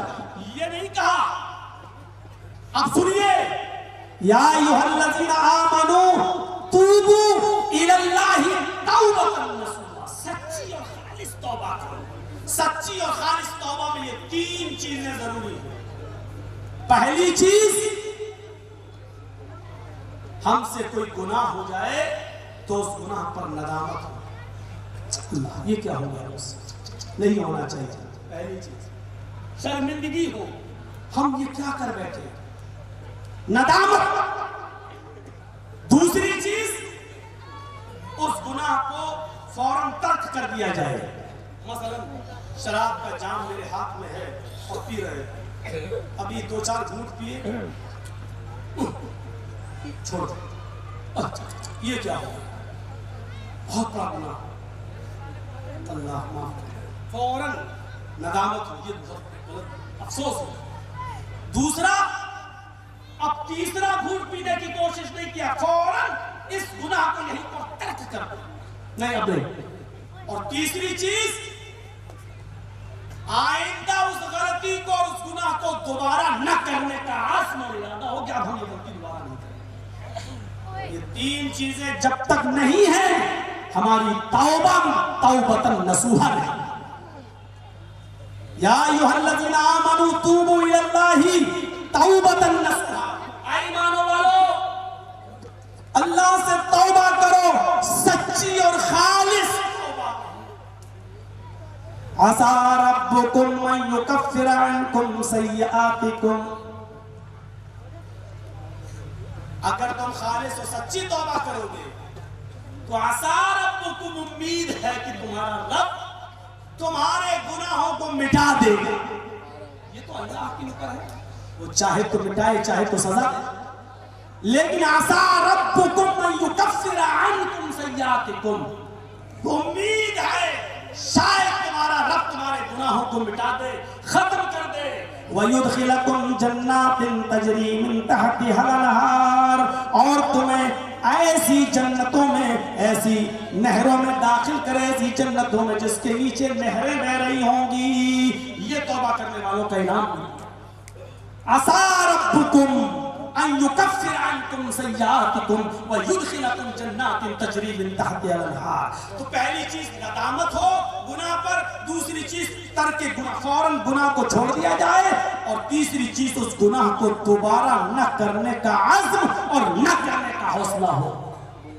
अल्लाह ने इंसान को दोनों सलाहियतें देकर भेजा। फिर सुन लीजिए, नेकियां करने की भी और बुराइयां करने की भी। خود قرآن کہتا فَأَلْهَمَهَا فُجُورَهَا وَتَقْوَاهَا، ہم نے انسان کو فسق و فجور کرنے کی صلاحیت بھی دی ہے اور گناہوں سے بچنے کی صلاحیت بھی انسان کو دی ہے. اور یہی انسان کا اصل کمال ہے. یہی تو اصل کمال ہے کہ گناہ کی صلاحیت کے باوجود، گناہ کرنے کی طاقت کے باوجود وہ اپنے آپ کو گناہوں سے بچا لے. ایک بات بتائیے، ایک اندھا آدمی اگر کسی خوبصورت لڑکی پر نظر نہیں ڈالتا ہے تو کیا کمال ہے؟ کوئی کمال ہے؟ اس کے پاس تو آنکھیں ہی نہیں. ایک کالج کی لڑکی اسکرٹ پہن کے چلی آ رہی ہے، بال کھلے ہیں، میک اپ چپڑی ہوئی ہے، ایکشن سے چل رہی ہے، بڑے بڑے آنکھوں والے اس کے دیدار میں لگے ہیں، اور دیدار ہی میں نہیں بلکہ ان کی بائک اور ان کی اسکوٹیاں اور ان کے اسکوٹر اور موٹر سائیکلوں کی رفتار بھی دھیرے ہو جاتی ہے تاکہ نظر بھر کے دیکھیں. ایسے ماحول میں اگر کوئی اندھا کہ میں نے تو نہیں دیکھا ہے بھائی کیسی ہے کیا ہے، تو اس میں اندھے کا کیا کمال ہے؟ ارے اندھا تو بیچارہ دیکھ ہی نہیں سکتا ہے. اگر اندھا ایسی لڑکی کو نہیں دیکھ رہا ہے تو اس میں اس کا کوئی کمال نہیں. کمال تو یہ ہے کہ ہماری آنکھیں ہیں. فتنہ پرور لڑکی جا رہی ہے، اپنا فتنہ سامانیوں کو اپنے جسم پر لاتے ہوئے ہے، نوجوانوں کو فتنے میں ڈالنے کے سارے سامان اس کے پاس موجود ہیں، اور ایک نوجوان لڑکا اس کی طرف ایک نظر ڈال کے کہتا نہیں، ہمارے نبی نے فرمایا پہلی نظر ماں پہ دوبارہ خطا اور گناہ ہے، ہم تو اس لڑکی پر نظر نہیں ڈالیں گے. نظر ڈالنے کی طاقت تھی، دیکھنے کی بھی طاقت تھی، دیکھنے پر گورنمنٹ کا کوئی جرمانہ بھی نہیں ہے، پاور بھی تھا، قدرت بھی تھی، لیکن اس کے باوجود اس نے اپنے آپ کو بچا لیا اور اپنی نظروں کو بچا کر اپنی نگاہیں نیچی کر لی. یہ ہے کمال، یہ ہے کمال. یہی تو انسان کا کمال ہے کہ اس کے اندر گناہ کرنے کی بھی صلاحیت ہے، لیکن گناہ کے سارے مواقع ہونے کے باوجود وہ اپنے آپ کو بچا لے. وہ ہے. اچھا فرشتے روزہ رکھ لے تو کون سا کمال ہے؟ وہ تو کھاتے ہی نہیں ہے، وہ تو پیتے ہی نہیں ہے. اگر وہ روزہ رکھ لے تو کون سا کمال ہے؟ ارے کمال تو یہ ہے کہ آپ کے پاس فریج میں نعمتیں بھری ہیں، بھوک بھی لگی ہے لیکن آپ کھانا نہیں کھائیں، پانی نہیں پی رہے ہیں، آپ کی حسین و جمیل بیوی بھی آپ کے پاس موجود ہے لیکن روزے کی حالت ہے، آپ اپنی بیوی کے قریب نہیں جا رہے، اپنے آپ کو روک رہے ہیں. یہی تو کمال ہے. اور اسی کمال نے تو حضرت انسان کو فرشتوں سے زیادہ بلند کر دیا ہے. اللہ کو ایسے ہی مخلوق چاہیے تھی. اللہ کو نیکیاں اور اعمال اور ہر وقت عبادت کرنے والی مخلوق کی ضرورت نہیں، وہ تو اللہ کے پاس پہلے ہی سے موجود ہے. فرشتے تو پہلے ہی سے موجود ہیں. ہم اور آپ کیا عبادت کریں گے؟ فرشتے تو اللہ کی اتنی عبادت کرتے ہیں کہ چھٹے آسمان پر آپ چلے جائیے اور چھٹے آسمان پر بیت المعمور ہے. بیت المعمور کا فرشتے طواف کرتے ہیں. طواف سدرۃ المنتہا کے پاس بیت المعمور، بیت المعمور کا طواف ہوتا ہے، فرشتے طواف کرتے ہیں. اور آپ کو معلوم ہے جیسے خانہ کعبہ کا 7 چکر لگاتے ہیں طواف ہو جاتا ہے، ایسے فرشتے بیت المعمور کے 7 چکر لگاتے ہیں طواف ہو جاتا ہے. یہ 7 چکر لگانے کے بعد بیت المعمور کا طواف کرنے کے بعد فرشتے پھر لائن میں کھڑے ہو جاتے ہیں کہ اب دوبارہ جب نمبر آئے گا تب ہم طواف کریں گے. اللہ کے نبی فرماتے ہیں قیامت کی صبح تک ان کا دوبارہ نمبر نہیں آئے گا. عبادت کرنے والے فرشتوں کی کمی نہیں تھی. اللہ نے ہمیں اور آپ کو جو اس دنیا میں پیدا کیا وہ اسی لیے کیا کہ گناہوں کی صلاحیت ہونے کے باوجود، گناہ کی طاقت ہونے کے باوجود اور گناہ پر قدرت ہونے کے باوجود اللہ کے خوف سے تم اپنے آپ کو بچا لو. اس لیے اس نے بھیجا، اس لیے اس نے اس دنیا میں ہمیں پیدا کیا. اور پھر یہ بھی کہا کہ اگر تم بہت زیادہ نیک بننا چاہو اور یہ چاہو کہ فرشتوں کی صفت میرے اندر پیدا ہو جائے اور مجھ سے کوئی گناہ ہی نہ ہو، تو ایسا ہو بھی نہیں سکتا. ایسا ہو بھی نہیں سکتا. کیوں؟ کیونکہ تمہاری فطرت میں رکھا ہے. فرشتہ نہیں بن سکتے ہو چاہے جتنا تم نیک عمل کر لو، لیکن فرشتے نہیں بن سکتے ہو. تم سے خطائیں ہوں گی، تم سے غلطیاں ہوں گی، اور اگر فرشتہ بننے کی کوشش کی اور کوئی گناہ ہی تم سے نہ ہو تو اللہ کو ایسی مخلوق کی ضرورت ہی نہیں. یستبدل قوما غیر قوم, ہم تمہیں بدل دیں گے, ہلاک کر دیں گے اور برباد کر دیں گے, اور ایسی مخلوق کو لائیں گے جو دنیا میں آئے گی, خطائیں کرے گی, غلطیاں کرے گی, اور میرے سامنے رجوع کرے گی اور توبہ کرے گی. ایک ہوتا ہے جان بوجھ کر گناہ کرنا, ایک ہوتا ہے اچانک گناہ ہو جانا اور دھوکے سے گناہ ہو جانا. اللہ کے نبی صلی اللہ علیہ وسلم نے کیا فرمایا؟ کل بنی آدم خطاء, کل بنی آدم, ہر آدم کا بیٹا خطا کار ہے, کوئی بچا ہوا نہیں ہے. آدم کا بیٹا ہے, انسان ہے, اس سے غلطی ہوگی. خیر الخطائین التوابون, سب سے بہتر خطا کار وہ ہے, سب سے بہتر گناہگار وہ.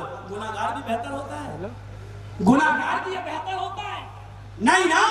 لیکن اللہ کے نبی کہہ رہے ہیں جب ہر آدم کے بیٹے سے خطا ہوگی, غلطی ہوگی, بچنا چاہو گے تب بھی نہیں بچ پاؤ گے, کیونکہ تمہاری فطرت میں داخل ہے. غلطی ہوگی, تم سے خطا ہوگی, گناہ ہوگا, لیکن سب سے بہتر گناہگار وہ ہے التوابون, جو اپنے گناہ کی بات توبہ کر لے اور اللہ رب العالمین کے سامنے رجوع کر لے, اپنے آپ کو. اللہ نے, سن لیجئے, اللہ نے اگر گناہ کی تخلیق کی ہے تو اس کا علاج بھی بتایا. دنیا میں کوئی بیماری ایسی نہیں کہ جس کا علاج نہ ہو. اللہ نے اگر بخار اتارا ہے, بخار ہے, تو اس کا علاج بھی اتارا ہے کہ پیراسیٹامول لے لو, ڈولو لے لو. اگر آپ کو الرجی ہے, چھینکیں آ رہی ہے, بہت زیادہ زکام ہے, تو مونٹار ایلسی لے لو. اگر بیماری اتاری ہے تو اس کا علاج بھی اتارا ہے, چاہے انگریزی ہو, ہومیوپیتھک ہو, آیورویدک ہو. کوئی بیماری ایسی نہیں کہ جس کا علاج نہ اتارا ہو. اللہ کے نبی فرماتے ہیں سوائے موت کے اللہ نے ہر بیماری کا علاج اتارا ہے. یہ الگ بات ہے کہ ہماری محدود صلاحیت اور محدود علم اور محدود کیپیسٹی ہماری اس تحقیق وہاں تک نہ پہنچ سکی ہو. مثلا کینسر کا کوئی علاج ابھی تک نہیں آیا ہے. تو میرے بھائیوں, ہمارا محدود علم, محدود دائرہ اور محدود عقل ابھی وہاں تک نہیں پہنچی. ہو سکتا ہے 10-20 سال کے بعد ہمارا تحقیق وہاں تک پہنچ جائے, لیکن کینسر کا علاج بھی ہے. موت کے علاوہ ہر بیماری کا علاج اللہ رب العالمین نے اتارا ہے. اگر اللہ نے گناہ پیدا کیا ہے, تخلیق کی ہے, تو اس کا علاج بھی اتارا. اور اس کا علاج کیا ہے؟ جب انسان سے گناہ ہو جائے, نوٹ کرو, جب انسان سے گناہ ہو جائے تو اس کا تریاق بتایا, اس کا علاج بتایا. استغفر اللہ ربی من کل ذنب واتوب الیہ. کتنا ٹائم لگتا ہے اس دعا کو پڑھنے؟ استغفر اللہ, میں مغفرت طلب کرتا ہوں اس اللہ سے جو میرا رب ہے, من کل ذنب, ہر گناہ سے, واتوب الیہ, اور میں اسی کی طرف رجوع کرتا ہوں, میں اسی کی طرف لوٹ کر جانے والا, میں اسی کی طرف رجوع کرتا ہوں. واتوب الیہ. یہ دعا پڑھنے میں کیا لگتا ہے؟ اللہ کے نبی جناب محمد رسول اللہ صلی اللہ علیہ وسلم فرماتے ہیں استغفروا ربکم وَإِنِّي لَأَسْتَغْفِرُ اللَّهَ فِي الْيَوْمِ 100 مرہ.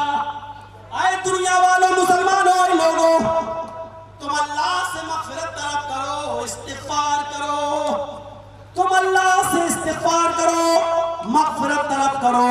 تمہارے رسول کا یہ حال ہے, تمہارے نبی کا یہ حال ہے, خود میرا یہ حال ہے کہ ایک دن میں, راتوں دن میں 100 سے زیادہ بار میں اللہ سے مغفرت طلب کرتا ہوں.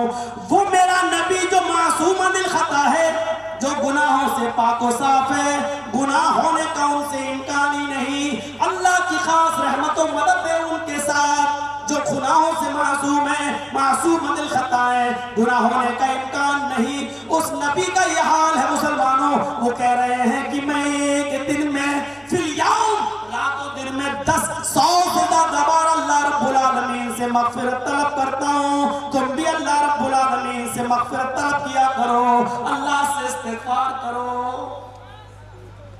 اللہ تعالیٰ نے تو ہمارے نبی کو حکم دیا مغفرت مانگو. قرآن پڑھیے, وَقُلْ رَبِّ اغْفِرْ وَارْحَمْ وَأَنْتَ خَيْرُ الرَّاحِمِينَ. اے نبی کہو رب اغفر, اے میرے رب مغفرت فرما دے, وارحم, رحم کر, وَأَنْتَ خَيْرُ الرَّاحِمِينَ, تو سب سے بہتر رحم کرنے والا ہے. اللہ تو اپنے نبی کو حکم بھی دے رہا ہے کہ اے محمد صلی اللہ علیہ وسلم کہو اے اللہ میری مغفرت فرما، مجھ پر رحم فرما، تو سب سے بہتر رحم کرنے والا ہے۔ یہ دعا کرنے سے میرے بھائیوں گناہ مٹتے ہیں، گناہوں کو مٹانے کا علاج بتایا ہے، گناہوں کو ختم کرنے کا علاج بتایا ہے۔ ابو بکر صدیق نے بھی اللہ کے نبی صلی اللہ علیہ وسلم سے کہا تھا اے اللہ کے رسول مجھے کوئی دعا بتاؤ جس سے میں اپنے گناہوں کی معافی مانگتا رہوں۔ ابو بکر صدیق جن کے پاس جنت میں جانے کے سرٹیفکیٹ موجود، اللہ کے نبی نے کہا ابو بکر تم جنتی ہو، اس کے باوجود کہہ رہے ہیں کہ مجھے کوئی دعا بتاؤ۔ بخاری کی روایت ہے ابو بکر کہتے ہیں علمنی رسول اللہ صلی اللہ علیہ وسلم دعان، اللہ کے نبی نے مجھے ایک دعا سکھلائی ہے اور فرمایا ابو بکر تم اس دعا کو پڑھتے رہا کرو، اللہم انی ظلمت نفسی ظلما کثیرا ولا یغفر الذنوب الا انت فاغفر لی مغفرۃ من عندک وارحمنی انک انت الغفور الرحیم۔ اے ہمارے رب ہم نے اپنے اوپر بہت زیادہ ظلم کیا ہے، ظلمت نفسی ہم نے اپنے نفس پر بہت ہی زیادہ ظلم کیا ہے، ولا یغفر الذنوب الا انت اور میرے گناہوں کو تیرے علاوہ کوئی معاف نہیں کر سکتا، فاغفر لی مغفرۃ من عندک اے اللہ مجھے اپنے رحم و کرم سے بخش دے، اپنے پاس سے مجھے معاف کر دے، اپنے رحم و کرم سے تو مجھے بخش دے۔ میرے بھائیو ماحول بناؤ سماج کے اندر اور سوسائٹی کے اندر، ہم کس ماحول میں ہیں، وہ ماحول کیسا ہے، قدم قدم پر گناہوں کا جال بچھا ہوا ہے، ماحول کا اثر پڑتا ہے، ماحول کا اثر۔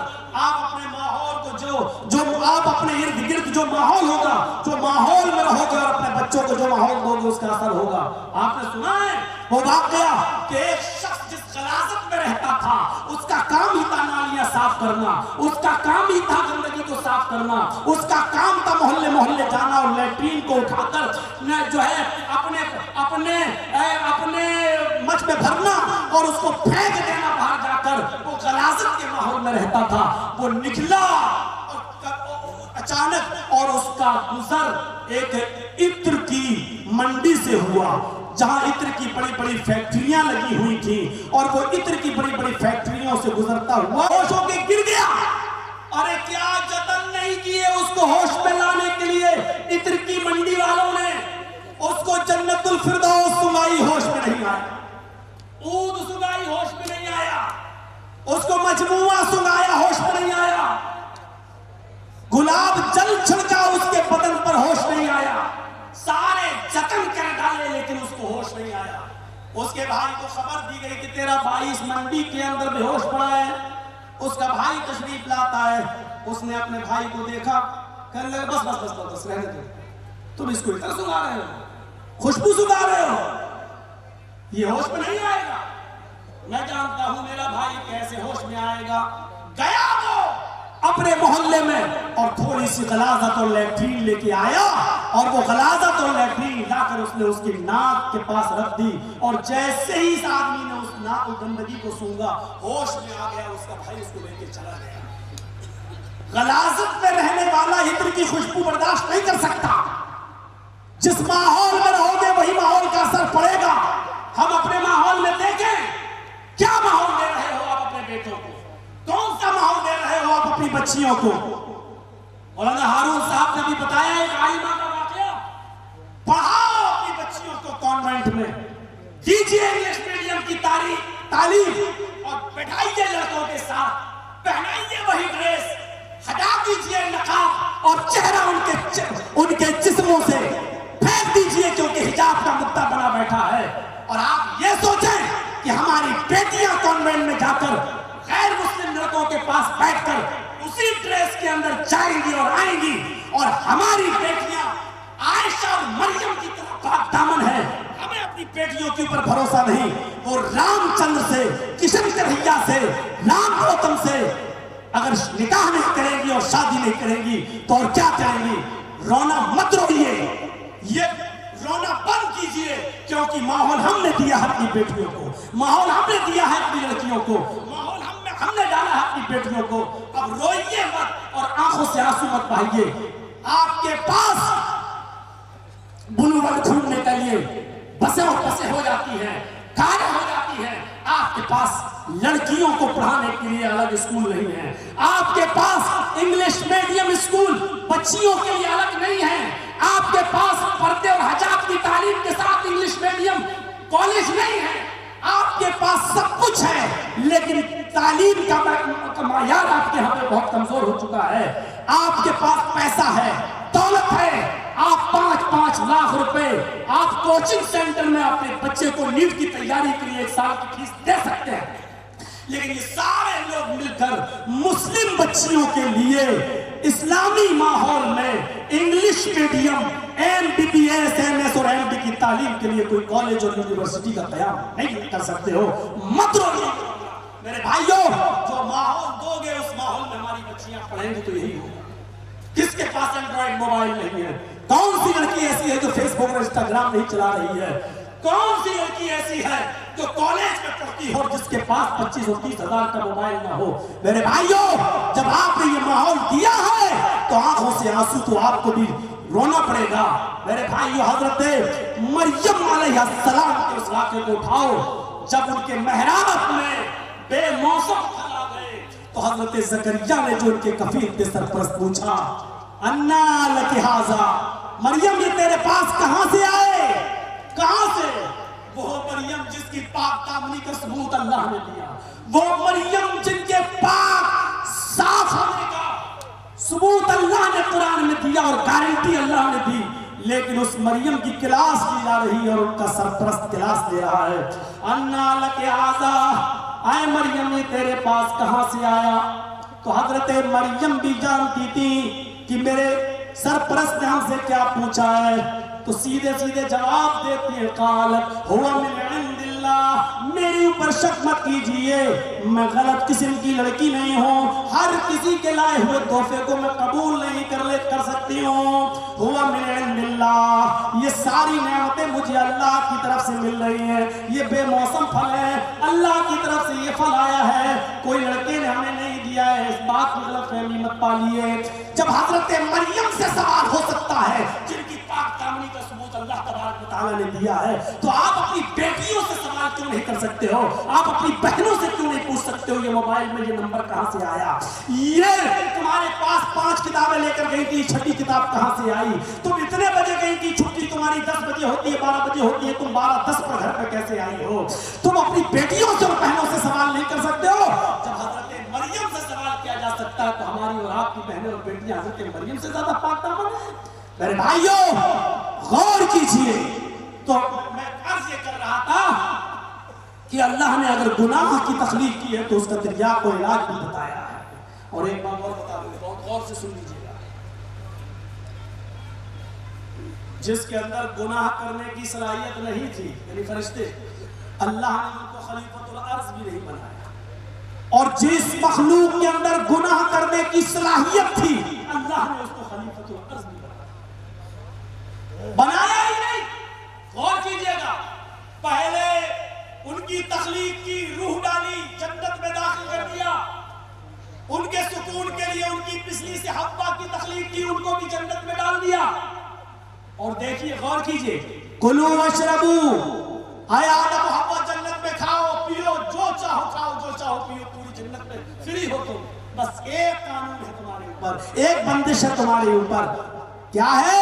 فلا تقرب هذه الشجرة، اس درخت کے قریب مت جانا۔ اللہ کو تو معلوم تھا جائیں گے، اس کے علم، اللہ کے علم میں تو ہر چیز معلوم تھا، اللہ کو دنیا بسانا تھی، لیکن حکم دیا کہ اس درخت کے قریب مت جانا۔ شیطان کے بہکاوے میں آئے اور وہاں گئے نہیں۔ اللہ کی مشیت اور اللہ کی مرضی کے خلاف کچھ ہو سکتا ہے؟ گئے نہیں، پہنچائے گئے، ذریعہ شیطان بنا، اللہ کے علم میں پہلے تھا۔ اللہ رب العالمین کی مشیت بھی شامل تھی کیونکہ دنیا بسانا تھی۔ بہرحال گئے، درخت کا پھل کھایا، ایک غلطی کی، ایک خطا کی، بلکہ میں یہ کہوں کہ دنیا میں بھیجے جانے سے پہلے گناہ کرنے کی، خطا کرنے کی ایک پریکٹس کرائی گئی، ایک پریکٹس کرائی گئی۔ غور کرو، جیسے ہی درخت کا پھل کھایا، جنت کا شجر ممنوع کھانے کے بعد جنت کا لباس اتر گیا۔ اللہ نے کہا تمہیں جنت میں نہیں رکھا جائے گا، جاؤ دنیا کے اندر۔ میرے بھائیوں، دنیا میں بھیجا لیکن یہ بھی بتا دیا کہ جو خطا تم سے ہوئی، غلطی اور خطا کا علاج کیا، اور وہ علاج کیا تھا؟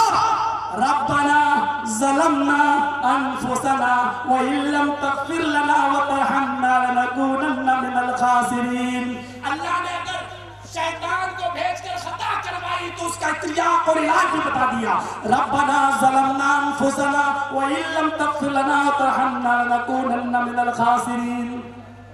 اے ہمارے رب، ہم نے ظلم کیا ہے اپنے نفسوں پر، اگر تو نے ہماری مغفرت نہ کی اور رحم نہ فرمایا تو ہم گناہگاروں میں، ہم نقصان اٹھانے والوں میں سے ہو جائیں گے۔ میرے بھائیو ذرا غور کیجئے، دنیا میں بھیج دیے گئے، ادھر شیطان کو بھی اللہ نے راندہ درگاہ کیا، اچھا آدم کو سجدہ نہیں کیا تو شیطان نے بھی چیلنج کیا تھا، اے اللہ تو مجھے راندہ درگاہ کر رہا ہے صرف اتنی سی بات پر کہ مٹی سے پیدا ہونے والی مخلوق شیطان آدم کو میں نے سجدہ نہیں کیا، ارے تو نے اس کو مٹی سے پیدا کیا، وَخَلَقْتَنِي مِن نَّارٍ، اور مجھے آگ سے پیدا کیا، آگ نے مٹی کو سجدہ نہیں کیا تو تو مجھے راندہ درگاہ کر رہا ہے، مجھے نکال رہا ہے۔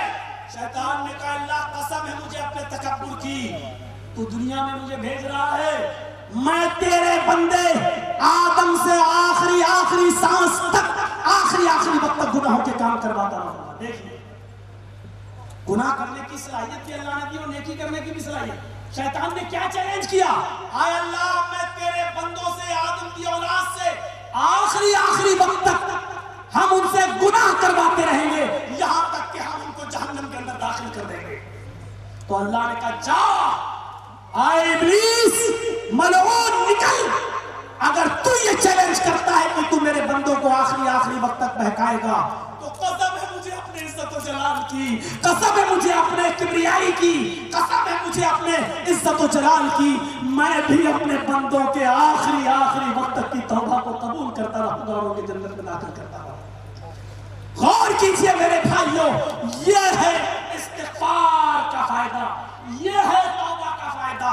ادھر شیطان چیلنج کرتا ہے کہ میں تیرے بندوں کو آخری وقت تک گناہ کرواتا رہوں گا اور جہنم میں داخل کرواؤں گا، تو اللہ نے کہا قسم ہے مجھے اپنے عزت و جلال کی، میں بھی اپنے بندوں کے آخری وقت تک کے گناہ کو معاف، توبہ کو قبول کرتا رہوں گا، ان کی مغفرت کرتا رہوں گا، جنت میں داخل کرتا رہوں گا۔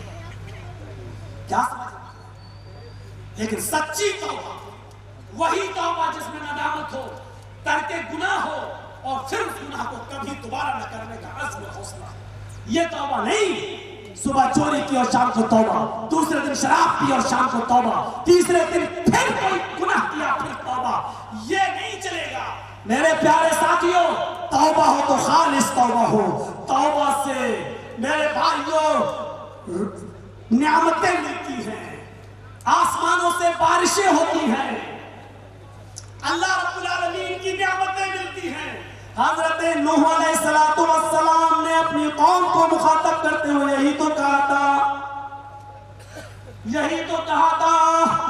وَاسْتَغْفِرُوا رَبَّكُمْ إِنَّهُ كَانَ غَفَّارًا، او میری قوم کے لوگوں اپنے رب سے مغفرت طلب کرو، وہ بہت ہی زیادہ بخشنے والا ہے، بہت ہی زیادہ مغفرت کرنے والا ہے۔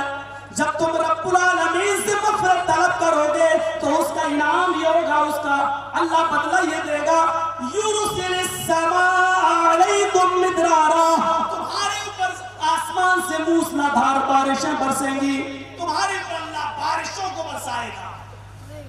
وَيُمْدِدْكُمْ بِأَمْوَالٍ وَبَنِينَ، اور اللہ رب العالمین تمہارے مالوں میں بڑھوتری کرے گا، تمہارے مالوں میں اضافہ کرے گا اور تمہیں اولادوں سے نوازے گا، تمہیں بچوں سے نوازے گا، تمہیں اولادیں عطا فرمائے گا۔ وَيَجْعَلْ لَكُمْ جَنَّاتٍ وَيَجْعَلْ لَكُمْ أَنْهَارًا، اور وہ تمہیں باغات عطا فرمائے گا، کھیتیاں دے گا، باغات عطا فرمائے گا اور تمہارے لیے چشمے جاری کرے گا۔ یعنی جس جگہ مغفرت طلب کی جاتی ہے اور جو لوگ اللہ رب العالمین سے مغفرت طلب کرتے ہیں تو مغفرت طلب کرنے کا فائدہ یہ ہے، بھئی گناہوں کی وجہ سے بارش رکتی ہے، جب مغفرت طلب کرو گے تو بارش ہوگی، جب مغفرت طلب کرو گے تو بے اولادوں کو اولاد ملے گی، جب اللہ سے استغفار کرو گے تو اللہ رب العالمین تمہارے مالوں میں اضافہ بھی فرمائے گا، اور جب اللہ سے مغفرت طلب کرو گے تو اللہ تمہارے کاروبار میں بھی اضافہ فرمائے گا۔ اگر تم کھیتی اور کھلیان والے ہو تو اللہ تمہاری کھیتیوں میں برکت دے گا اور تمہارے لیے چشمے جاری کرے گا۔ یہی تو وہ نعمتیں ہیں جو ملتی ہیں. میرے بھائیوں ایک چیز پر اور غور کیجئے گا. حضرت عمر فاروق کے زمانے میں, تفسیر ابن کثیر کا واقعہ بتلا رہا ہوں, حضرت عمر فاروق کے زمانے میں بہت بڑا قحط پڑتا ہے, سوکھا پڑ جاتا ہے. حضرت عمر فاروق رضی اللہ تعالیٰ عنہ لوگوں سے کہتے رہے کہ اللہ کوئی راستہ نکالے گا. جب قحط بہت شدید ہو گیا, لوگ بھوکے مرنے لگے, تب حضرت عمر استسقا کے لیے نکلے, نماز استسقا کے لیے, اور کہا لوگوں سے چلو ایک جنگل میں چلتے ہیں اور اللہ سے بارش طلب کرتے ہیں. غور سے سنیے گا میرے پیارے ساتھیوں, 3:45 سے زیادہ ہو گیا, 3:51 ہماری گھڑی میں. یہی واقعہ سنا کر میں اپنی جگہ لے لوں گا. سنیے گا میرے بھائیوں, حضرت عمر فاروق نے لوگوں سے کہا نکلو. بڑا دلچسپ واقعہ. حضرت عمر فاروق نے کہا لوگوں نکلو. سب لوگوں کو لے گئے, عورتیں بھی گئی, مرد بھی گئے, اور سب ایک بیابان جنگل کے اندر اکٹھے ہو گئے. حضرت عمر فاروق نے نماز استسقا پڑھائی اور پھر دعا کی, لیکن دعا کے اندر سوائے مغفرت طلب کرنے کی اور کوئی دعا نہیں مانگی. نہ اللہ سے یہ کہا اللہ بھوکے مر رہے بارش برسا, نہ یہ کہا اللہ اپنی رحمت کی بارش فرما, کچھ نہیں کہا. اس مجمع میں گئے, نماز استسقا ادا کی اور دعا مانگی, اللہ ہم بہت گناہگار ہیں, ہماری مغفرت فرما دے. اللہ ہمارے بچے, ہماری آل اولاد گناہگار ہیں, بخشش فرما دے. اللہ ہماری عوام, ہمارے یہ مسلم بھائی گناہگار ہیں, اللہ تو ہماری مغفرت فرما دے. یہ مغفرت کی دعا کرنے کے بعد واپس چلے آئے, ایک لفظ نہیں کہا. حضرت عمر فاروق نے کہا اللہ آسمان سے بارش کرے, جبکہ بارش ہی مانگنے گئے تھے, کچھ نہیں کہا اور چلے آئے. جب دربار خلافت میں پہنچے تو لوگوں نے گھیر لیا. امیر المومنین آپ ہم سب کو نماز استسقا کے لیے لے کر گئے اور بارش کی دعا طلب کرنے کے لیے گئے تھے. آپ نے بارش کے لیے تو اللہ سے ایک لفظ نہیں مانگا, ایک لفظ دعا نہیں کی, ایک لفظ میں بھی بارش نہیں مانگی. آخر وجہ کیا ہے؟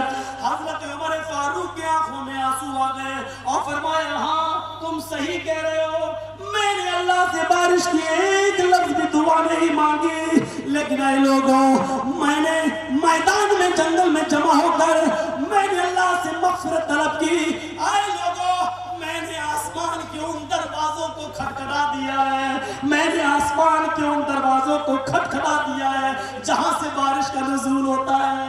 اے لوگوں جس وجہ سے بارش رک جاتی ہے میں نے اللہ سے دعا مانگ لی, ہم نے مغفرت مانگ لی, استغفار کر لیا, مغفرت طلب کر لی. میں نے آسمان کے ان دروازوں کو کھٹکھٹا دیا ہے جہاں سے بارش آتی ہے, میں نے ان دروازوں کو کھٹکھٹا دیا ہے. انشاءاللہ اللہ رب العالمین ہمارے اوپر ضرور بارش فرمائے گا. تو میرے بھائیوں ہم جتنے بھی گناہ کر رہے ہیں استغفار کرو.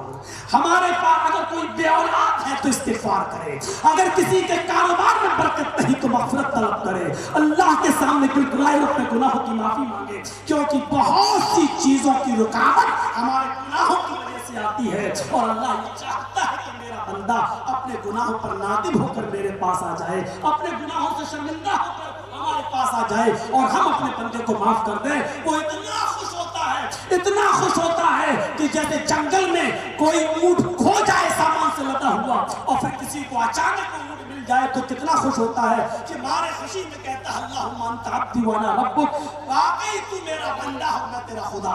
وہ الٹا بول جاتا ہے کہ واقعی تو میرا بندہ ہوں میں تیرا خدا, حالانکہ وہ جان بوجھ کر یہ جملہ نہیں بولا, وہ دھوکے سے بول گیا. وہ کہنا یہ چاہتا تھا کہ تو میرا رب ہے اور میں تیرا بندہ, لیکن مارے خوشی کے اس کی زبان سے الٹا جملہ نکل گیا. تو جس طرح اونٹ پا کر اس بندے کو خوشی ہوتی ہے, اللہ کو بھی اپنے گناہگار بندے کی توبہ پر اس سے بھی زیادہ خوشی ہوتی ہے جب بندہ اپنے گناہ پر نادم ہو کر اس سے رجوع کرتا ہے, توبہ کرتا ہے. پھر لاسٹ میں وہی بات, توبہ کے اندر یہ 3 چیزیں ضروری ہیں. توبہ کرو تو توبہ نصوحہ ہو, یعنی گناہ پر ندامت ہو اور گناہ کو ترک کرنا ہو, فوراً چھوڑ دیا جائے اور آئندہ اس گناہ کو دوبارہ نہ کرنے کا عزم ہمارے اندر ہو. ہم اللہ سے دعا کرتے ہیں الہ العالمین ہماری خطاؤں کو معاف فرما دے. ہم اللہ سے دعا کرتے ہیں کہ اللہ ہمیں ہمارے معاشرے کو گناہوں سے پاک و صاف فرما دے. اللہ ہم تجھ سے دعا کرتے ہیں کہ ہماری ماں بہنوں بیٹیوں کو پردے کی توفیق عطا فرما. اللہ ہم تجھ سے دعا کرتے ہیں کہ ہمارے معاشرے میں ہمارے معاشرے کو اسلامی معاشرہ بنا دے. اللہ ہم تجھ سے دعا کرتے ہیں کہ ہمیں گناہوں پر نادم ہونے کی توفیق عطا فرما. اللہ ہمیں گناہوں کو ترک کرنے کی توفیق عطا فرما. فرما، اے اللہ ہمیں گناہوں کو آئندہ نہ کرنے کا عزم اور حوصلہ اپنے اندر پیدا کرنے کی توفیق عطا فرما، اے اللہ جو بیمار ہیں ان کو شفائی کاملہ اور عاجلہ عطا فرما، اے اللہ جو تیری رحمت کو چاہ چکے ہیں ان کی قبروں کو نور سے بھر دے، اے اللہ ان کو غریق رحمت عطا فرما، اے اللہ ان کی روح کو اعلی علیین کے اندر جگہ عطا فرما، الہ العالمین ہمارے معاشرے کو گناہوں سے پاک و صاف فرما دے، اور جب تک تو ہمیں زندہ رکھ اسلام پر زندہ رکھنا، اور جب ہمارا خاتمہ ہو تو ایمان پر ہمارا خاتمہ فرمانا، وما علینا الا البلاغ المبین، وآخر دعوانا ان الحمد للہ رب العالمین۔ السلام علیکم ورحمۃ اللہ وبرکاتہ۔